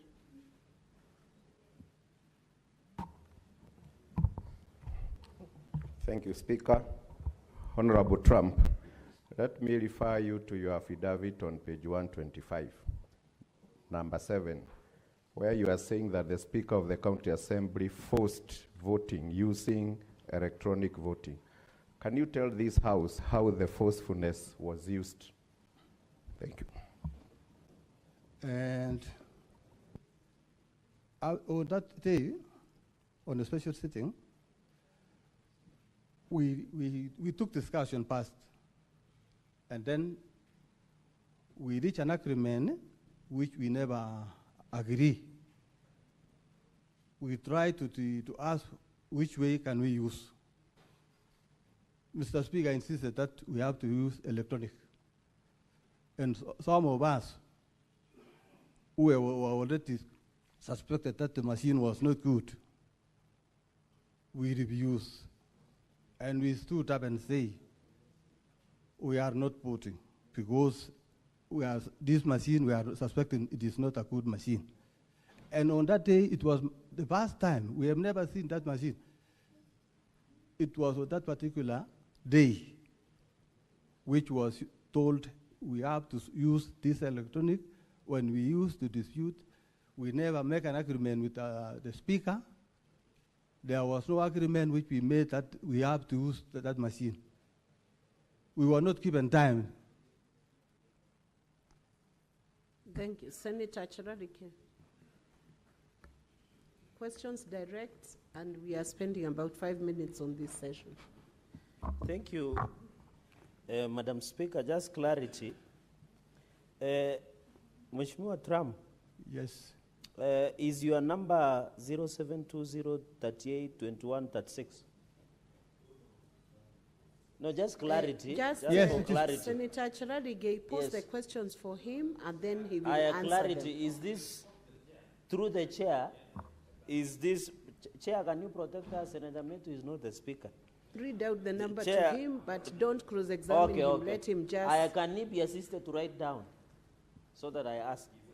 So, Mheshimiwa, is this your number through the speaker, 0720382136? Yes. Number two, the second clarification I'll be requesting, finally, Chair, is on affidavit number 10. In these Facebook and WhatsApp accounts, who controls them? And is there a possibility, as my colleagues have asked on clarity, do you trust your secretary and your PA not to have voted on your behalf? I yield, Madam Speaker. Thank you. You can proceed to answer, witness. Senator Yes. Medu and John Derito will follow next. I want to answer. You asked a question, I want to answer you. Yes, I agree. The PA and secretary is not voting because the phone which I am using is this one, and the message which was voting on that day is this Mulika. I was given the message to do this one. And the message is here. I'm ready to show you the evidence of the link. It is here. And this one I'm working all the day. During functions, when I'm assisting the people working in my ward, I used to work with my PA to overrate. I don't know, I'm not saying something which is not true. I've never overrated. The PA and the secretary is working. This is the phone calling, talking with my friends, talking with my honorable members, is this one. Thank you, thank you. Senator Medu, proceed. Thank you very much, Madam Speaker. May I quote Article 159, 2D. I had looked at it. Justice should or shall be administered without undue regard to procedural technicalities.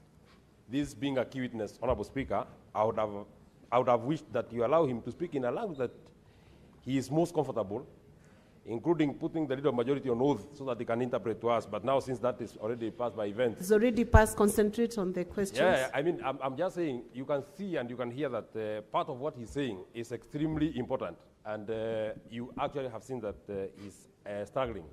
Maybe two very, very quick questions that I want to ask to the witness, Honorable Trump. Number one, this link that was sent for you to vote, was it sent to the phone that you have there? Yes, it's here. Or the phone that was sent by the PA? No.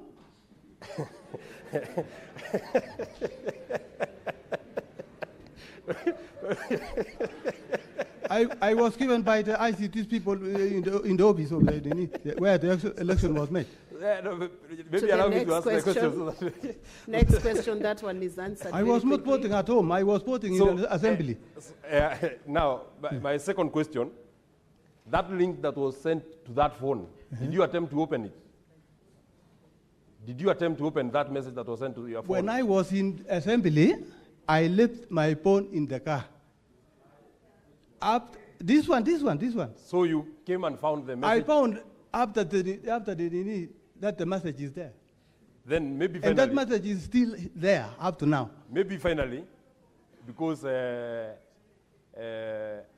personally believe that you are telling the truth. So, which church do you attend? Judge. Your time is up, Senator Medhu. Kanisa gani? Senator Medhu, resume your seat. You want to know my church? Wonders.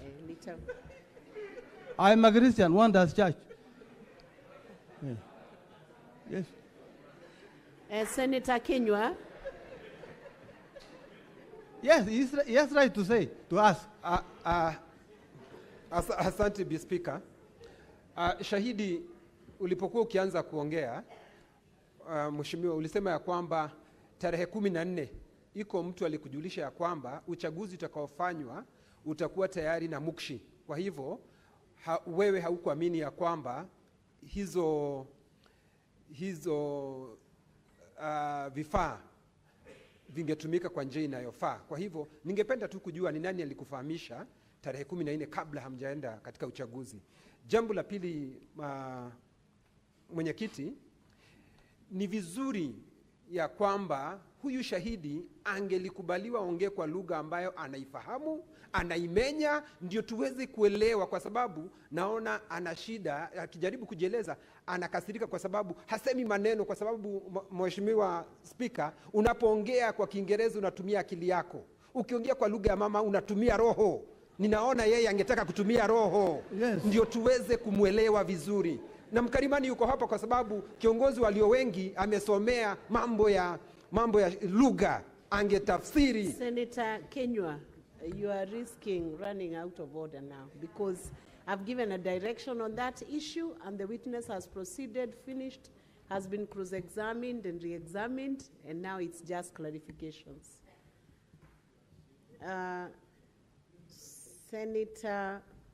Senator Eddie.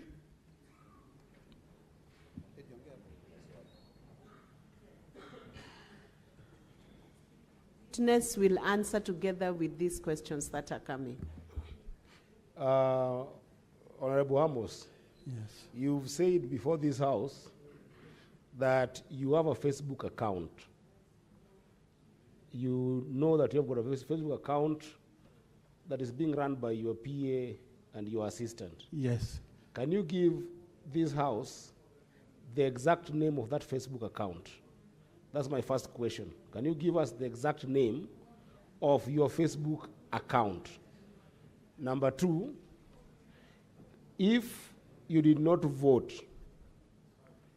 as a Senate you were not there, can you tell us who voted for you, and is there a way you can verify that that person voted for you? Who do you think voted for you? And can you tell us as a Senate, who is this person, so that we can verify that person?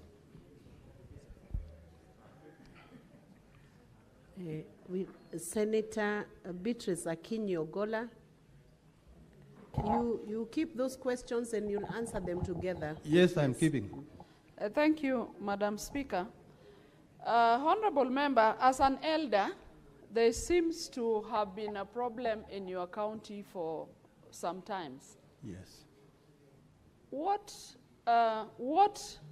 alternative dispute resolution methods have you initiated as an elder to solve some of these problems that you have in the county?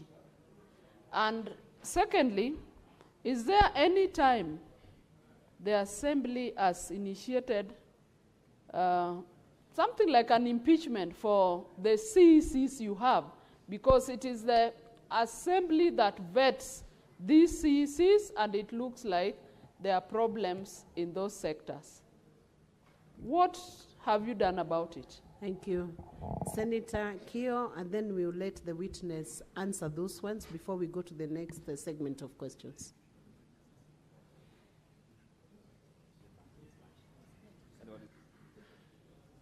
Give him the mic, please. I thank you, Madam Speaker. One observation and one question.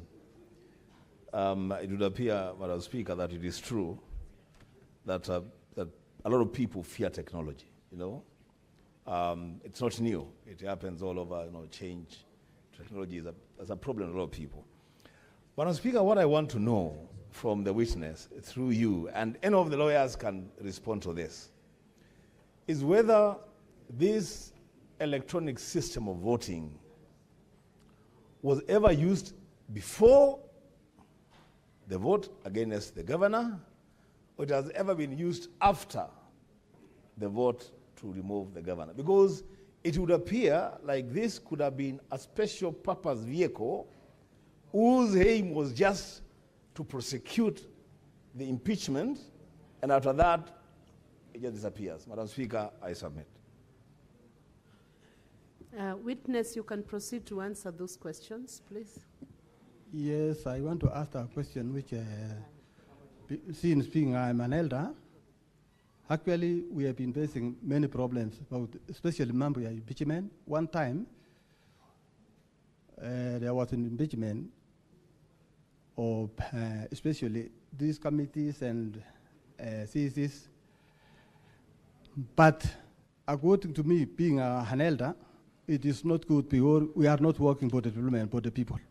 Because instead of us working all the time, impeachment. I remember one time we came up to deputy president, former deputy president, and we voted for majority, which means we are only fighting for seats, we are not working for the people. That is, we need, even I'm requesting honorable senators, pray for us because we are now handing time. If it is our work to come and bring promises which are, they need things which are not good, which are not truth, it is not good. We are ending, our people will suffer because all the world are now staring at us here. This is the second time. This is the second, we came another time, we never reached here. We came up to this place, but we never make anything. Even I was among them. But last time I refused impeachment because I was not sent to come and impeach the governor. We were coming to work together because assembly cannot work alone. We were coming to work for the people, not to make impeachment every time. So my advice, these things we can take to home, we can call some people, elders people to come and see us, because if it is our work to all the time making impeachment, we cannot work for my people. So what I want to ask the question which honorable member, there is a member who asked me, was your vote, was your BA vote for you?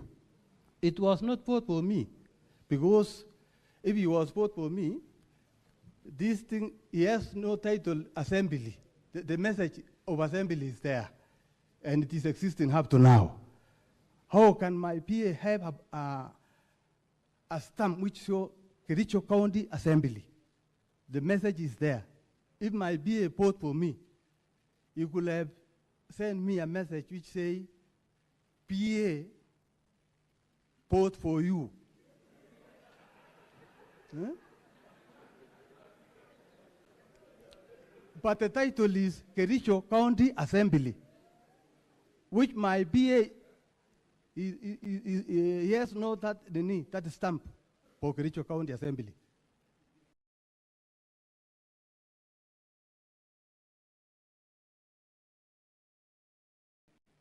Do you know the reason I was requesting to talk in particular? Because we have many people who understand. Even Gerarge, Mheshimiwa Gerarge is here. I was trying to tell members of assembly, let us not make things which are not true to be true. Because an old man like me to come and lie here is not good. I have children, and it is good. It is not good for me to come here and say lies. Eh? I stand by and I say, no, no, no. And I remain with no. If I was given a chance, a good chance to vote, I can vote. But because we were given pressure, people were shouting inside. There was no security. People were fighting. Was it a normal voting? If people were fighting, shouting in the house, I'm saying the truth. I want to honor. Have you finished the answers to their questions? Yes, somebody was asking me if the PA, he was asking me, is this habit of problem facing the assembly? Actually, it is true. Senator, you ask a question of, hii imekuwa kama exercise all the time. Impeachment, committee, removing of a majority, removing of two speaker, removing of chair, finance. It is not normal.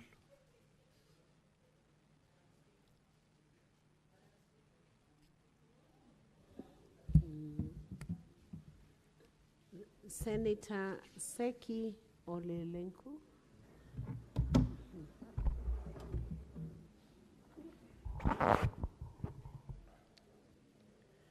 Thank you, Honorable Speaker. Honorable Birir, we have understand that, yes, it is true you've not voted because the gadget you have is not enabling internet. Then the one that you have that enables internet is with the secretary and the PA. The PA.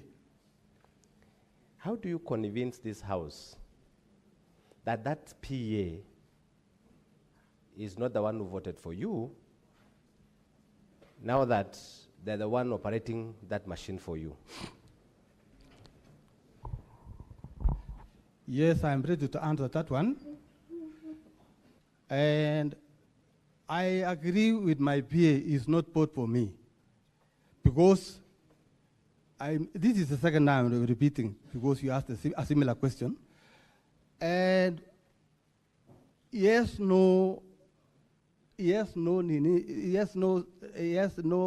stamp which County Assembly of Kericho. It was voted by somebody who was inside. And that is why I was asking to keep advice in particular to our young people to know when you make something wrong, you can be given answer by God. Because you cannot say an old man like me voted and he refused to answer. This thing was made by somebody. And I was asking if it is one of my child, or yesterday I was here. And we all of us. Witness, I think you have already answered that question. Sasa. And Honorable Senators, we had about a segment of 5 minutes on this witness. So, and I'm seeing the dashboard is full. At this pace, we might never finish before the close of day today. I want to urge the senators, if you have a question that has not been asked, that's the only person I'll give a chance. Maybe 2 people, we close the segment. A question that has not been asked, and if you ask one which has been asked, I will overrule you from asking that question. So I will give Senator Beth and Senator Tabitha. Thank you, Madam Speaker. Let her be heard in silence. Honorable Senators, order. A question that has not been asked. Yes, Madam Speaker, I think the witness might be lying to this House. He said that he doesn't stay with his smartphone. He indicated that it stays with the PA. But from the ground through networks, I have got a photo of the witness holding a smartphone. And I can add it over here. So, I think, Senator, yes, Beth, allow are me you to- introducing new evidence to the House? not evidence, but I want to prove that he is lying because he said he you doesn't should, stay in the phone, and it is here. Senator Beth, you should ask questions based on the evidence he has adduced in the House. What is put on the table of Senate, you cannot introduce evidence from the Senate. Madam Speaker, I'm not introducing, I only wanted to prove that he is holding a smartphone. Whether it is him in the photo and he can prove. I have already because of overruled. it. You cannot introduce Finally, new Madam evidence. Speaker, Use allow the me, documents. please, allow me. He has repeatedly said that he is an elder and he wants to advise the young people. My question is, when he witnessed that there were wrangles within the county, how many times has he done it to advise from the County Assembly of Kericho? Thank you. Then we'll have Senator Tabitha, then you respond.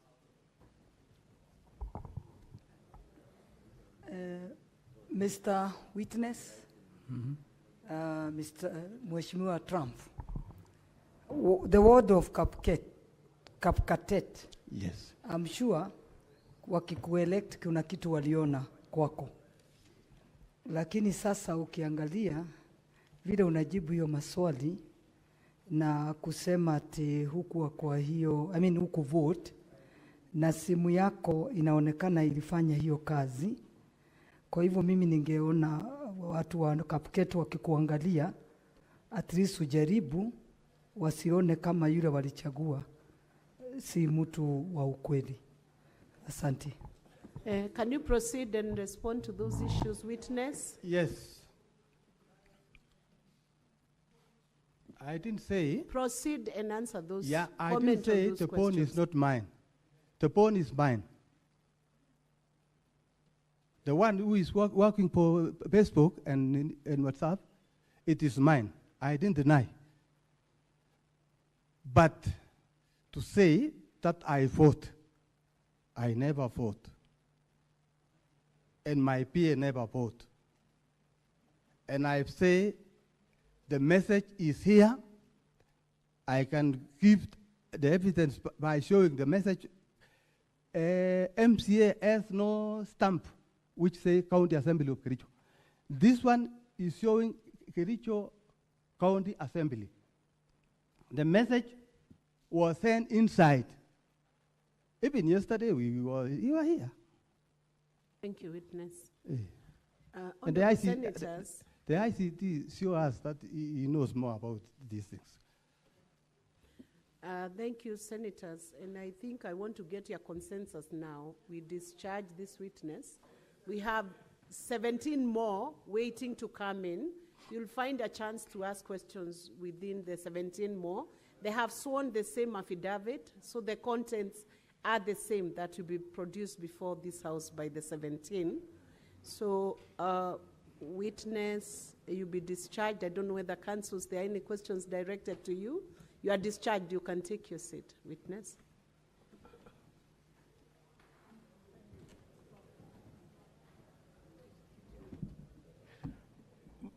Madam Speaker, with your permission, I had intended to call the expert, but with the comments you had made, I wanted to request for your directions. I wanted to request to call the other remaining 16. We deal with them as a group, and then we close with the expert witness. With your permission and your directions, Madam Speaker, and the honorable That is senators. okay, Council Katwa. How you organize your case is within your discretion. Senator Sifuna, what's your intervention?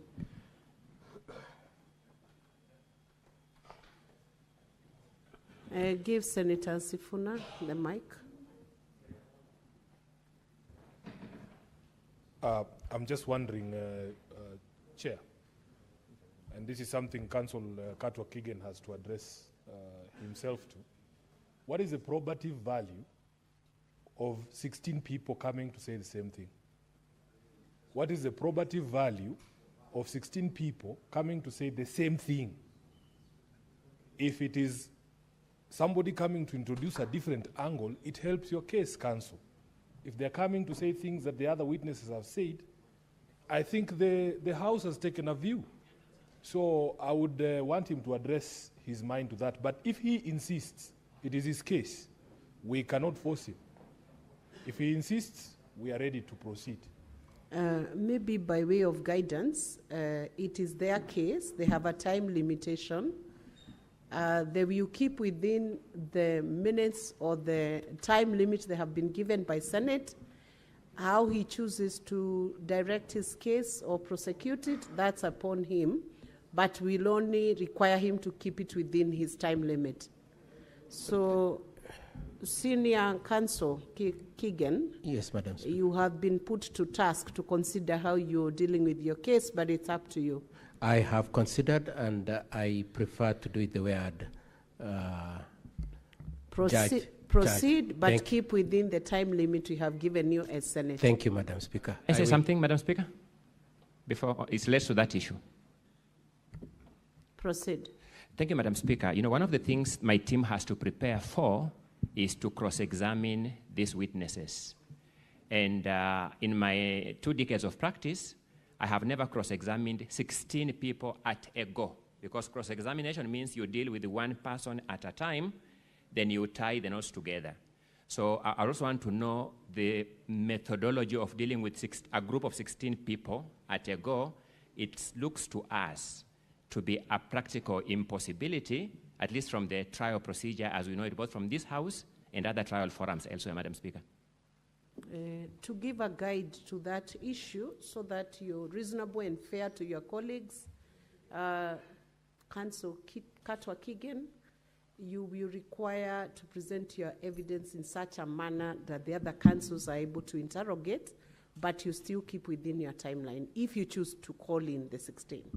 Thank you, Madam Speaker. They are not 16, they are 14. So don't call for them a whole group of 16 and expect them to interrogate the witnesses.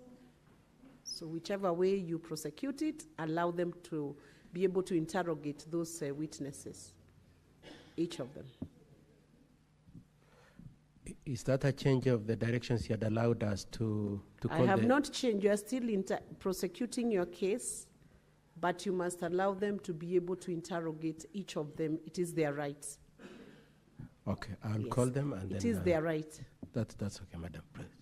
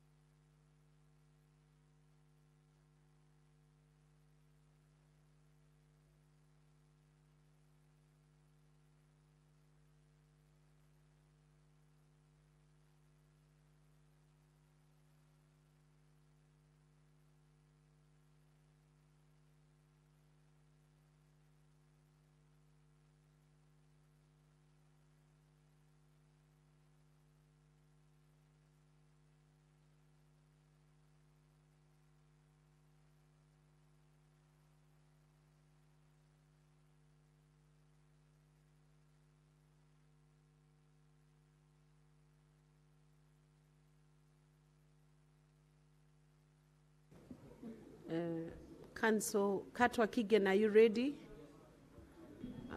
We will ask the clerks to be very fast in administration of that oath. Yes. Please proceed.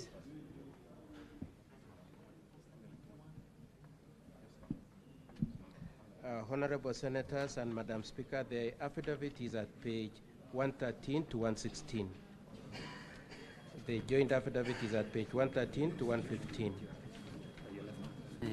Can you use the microphone, Council Keegan? We can't hear you. My apologies.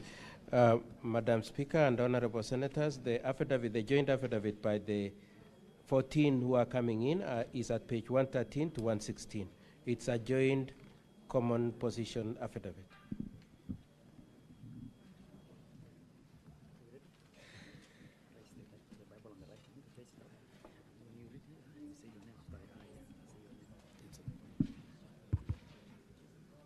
I, Kiptoa Paul B., do solemnly swear that the evidence I shall give before the Senate in respect of the matters before the Senate shall be the truth, the whole truth, and nothing but the truth.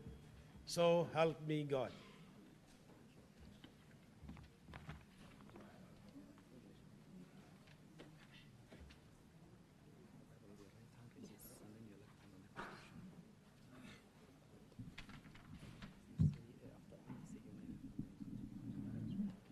I, Gabriela Chepngeno, do solemnly swear that the evidence that I shall give before the Senate in respect of the matters before the Senate shall be the truth, the whole truth, and nothing but the truth. So help me God.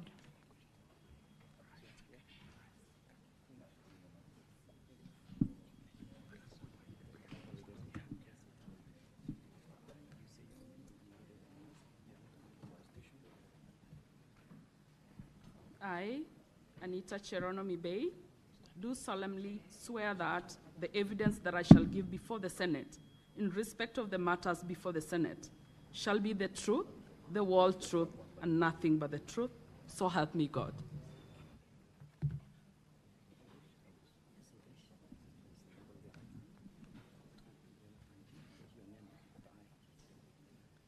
I, Naman Kipsigei Rob, do solemnly swear that the evidence that I shall give before the Senate in respect of the matters before the Senate shall be the truth, the whole truth, and nothing but the truth.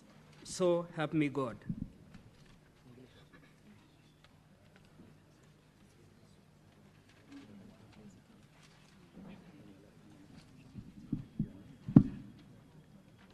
I, Bavina Chepkiroi Serem, do solemnly swear that the evidence that I shall give before the Senate is in respect of the matters before the Senate shall be the truth, the whole truth, and nothing but the truth.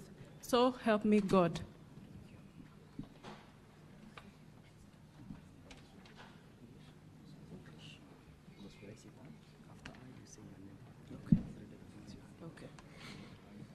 I, Irene Chebet Langat, do solemnly swear that the evidence that I shall give before this Senate in respect of the matters before the Senate shall be the truth, the whole truth, and nothing but the truth. So help me God.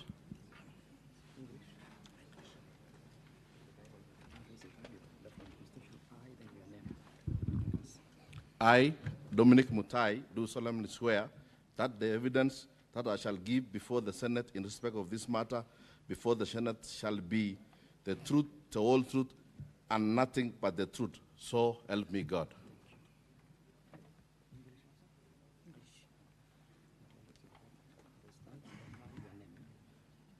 I, Fancy Chepkorir Korir, do solemnly swear that the evidence that I shall give before the Senate in respect of the matter before the Senate shall be the truth, the whole truth, and nothing but the truth. So help me God.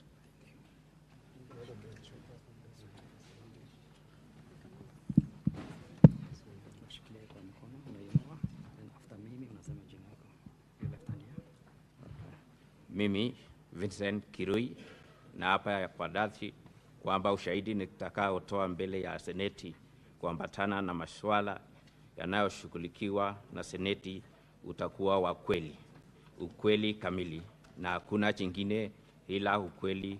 Ewe Mwenyezi Mungu unisaidie.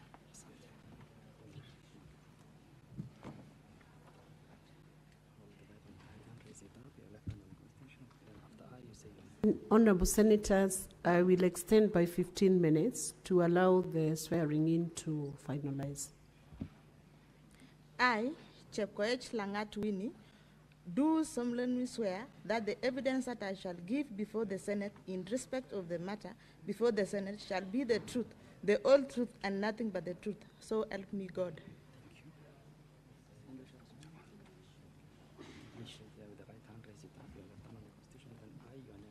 I, Francis Kiplangaterer, do solemnly swear that the evidence that I shall give before the Senate in respect of the matters before the Senate shall be the truth, the whole truth, and nothing but the truth. So help me God.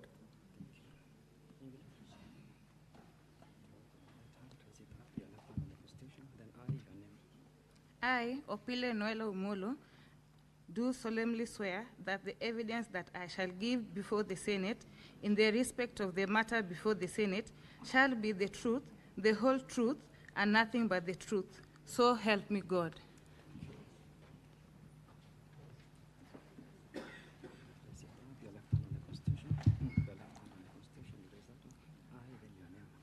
I, Kimweno Kirui, do swear that the evidence that I shall give before the Senate respect of the matter before the Senate shall be the truth, the whole truth, and nothing but the truth. So help me God.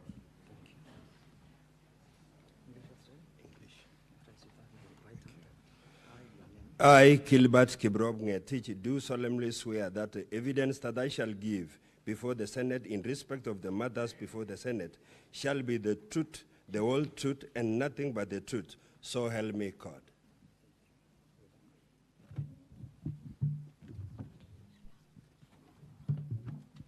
Are you done with the witnesses taking oath? Okay, so Council Katwa, you could call your first one for the 15 minutes.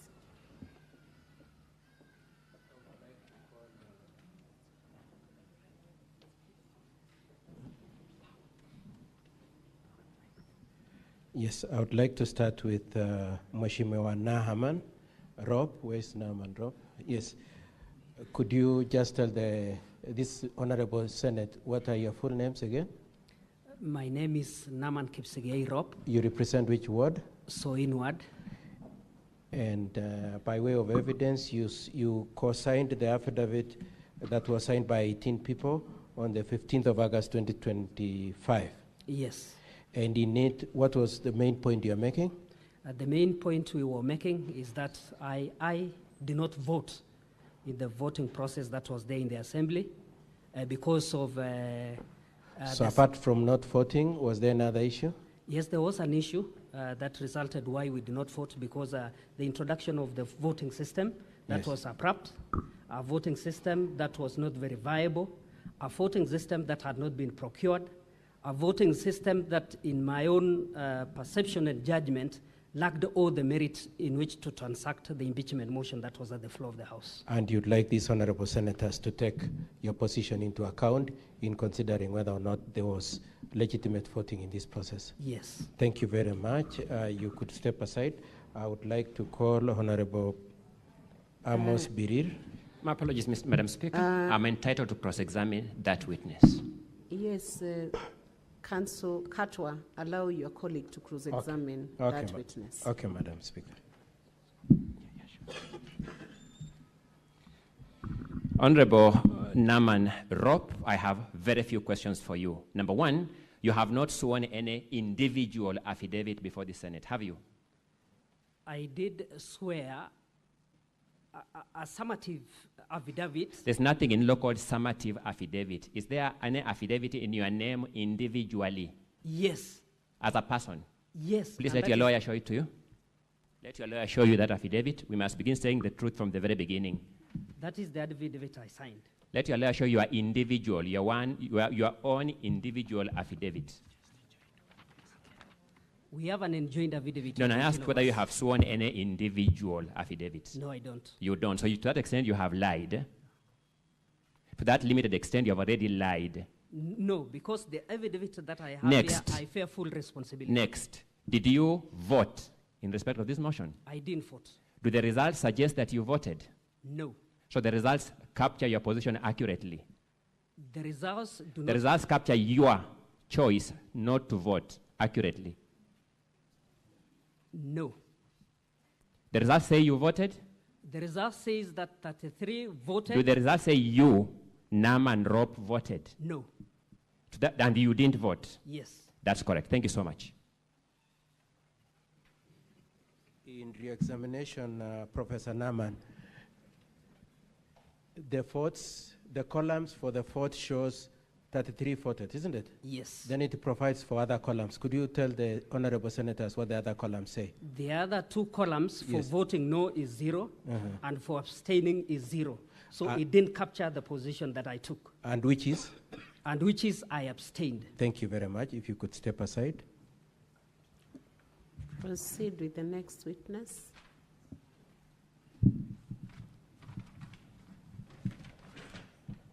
Honorable Biriri, please. Okay.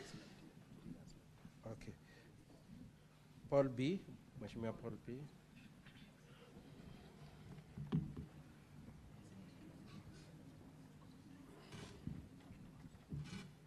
Could you tell the honorable senators your full names?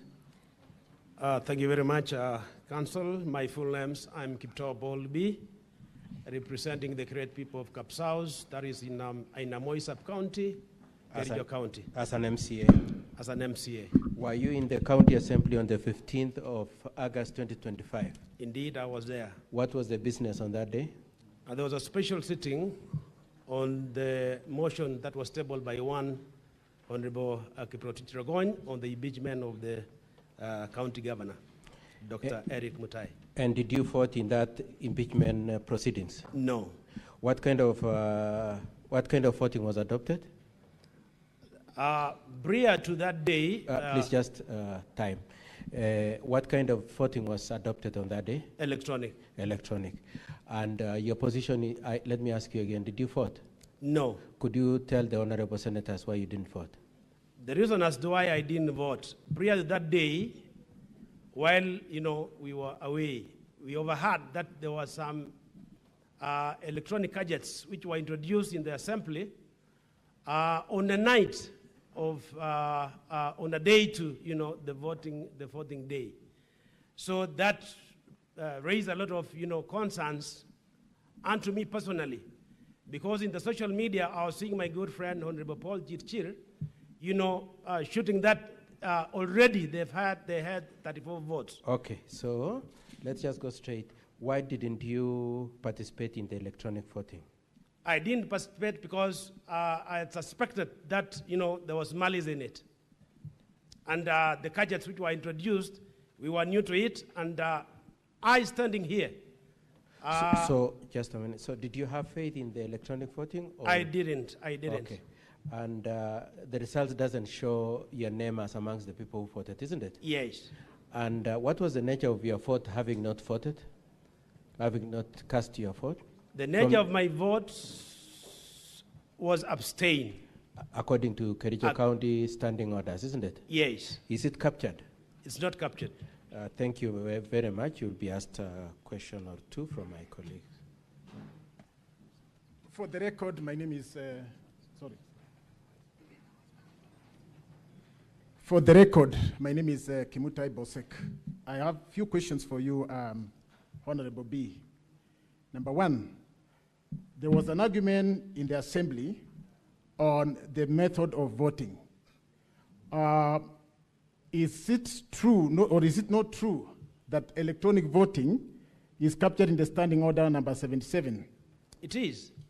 Was there any other option other than the speaker to follow the standing orders? Absolutely, there was. Which other option when the rule says, and I want you to read it?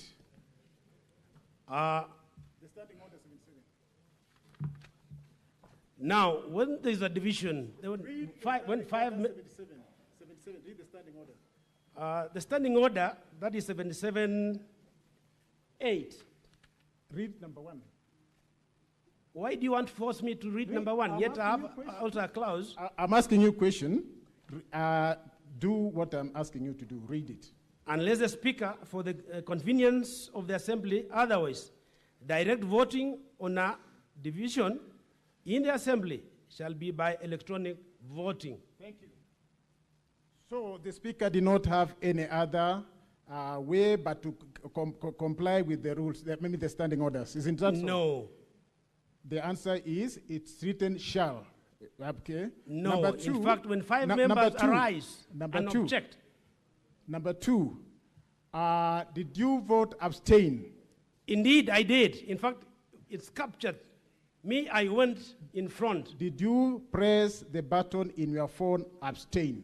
There was no, there was no gadget to press abstain. You had your phone and you did not press it, and you could have sought assistance so that you press abstain. So you opted not to vote. Thank you. Why are you saying I had my phone? Or are you sure that I had my phone on that particular day? If you decide not to bring it, witness, you respond to the questions.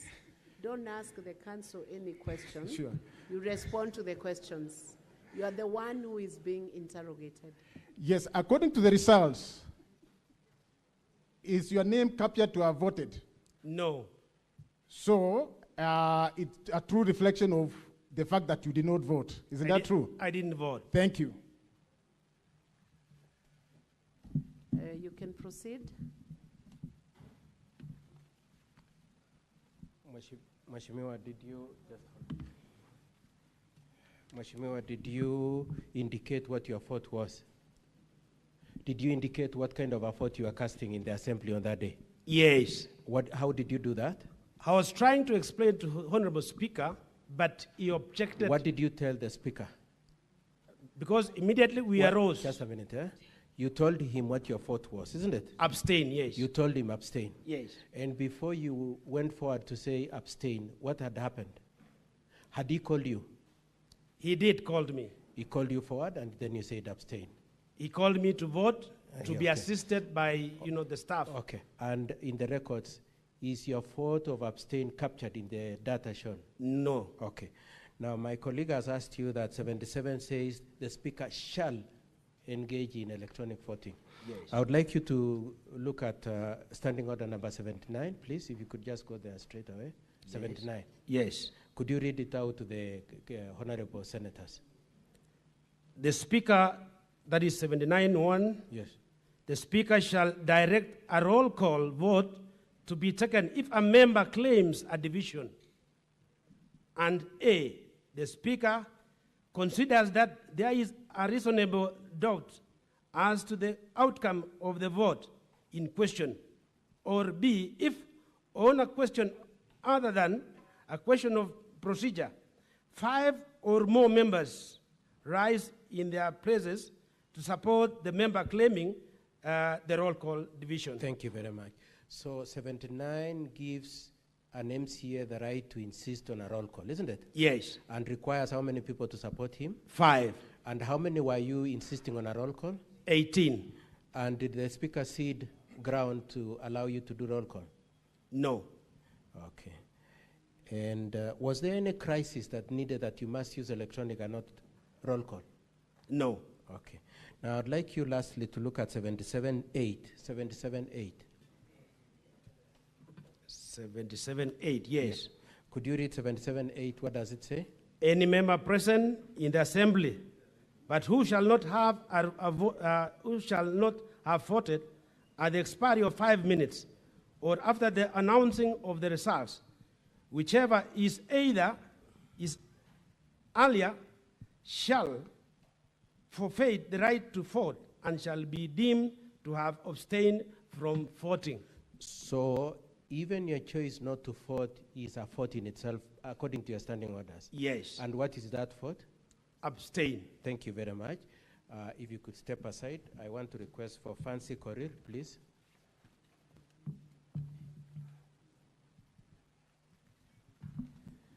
Fancy, if you could tell us your full names again. I know I've said them, but just say. My name's Fancy Chepkorir Korir. Could you confirm you're an MCA and your representation? I'm a nominated member representing the good women of Kericho County. Okay. There is an affidavit sworn on 15th of August 2025 at page 113 to 116. Did you sign that joint affidavit? Yes, I did. You did sign. And what was the main point you are making in that affidavit? We had a complaint on the voting system. Just speak closer to the speaker, please. You had a complaint about the voting system? Yes. What was the nature of your complaint? That we really wanted to vote on that day. Yes. But we were given electronic voting, and we said we are going to vote manually. Yes. Because the standing order provides Okay. the three. So you preferred yes. Roll call voting rather than yes. Because and why did you have us, sorry, go on. Because all of us were present, then we said we are going to tell the speaker maybe to consider us voting. Okay. Yes. What problem did you have with electronic voting? That was the first time I saw it. It was the first time? Yes. Was that the only reason why you didn't use it? Again, I was suspicious because in the last impeachment of the DS, that was Honorable Bet, my signature was forged. So I said, I'm not going to use this because obvious they are going to vote yes for me. Okay. So you chose not to vote because you had suspicions about the system. Yes.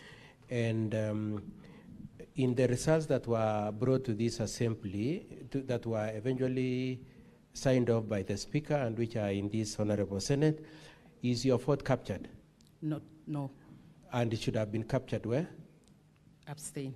According to the standing orders, isn't it? Yes. Okay, you'll be asked a few questions by my colleagues.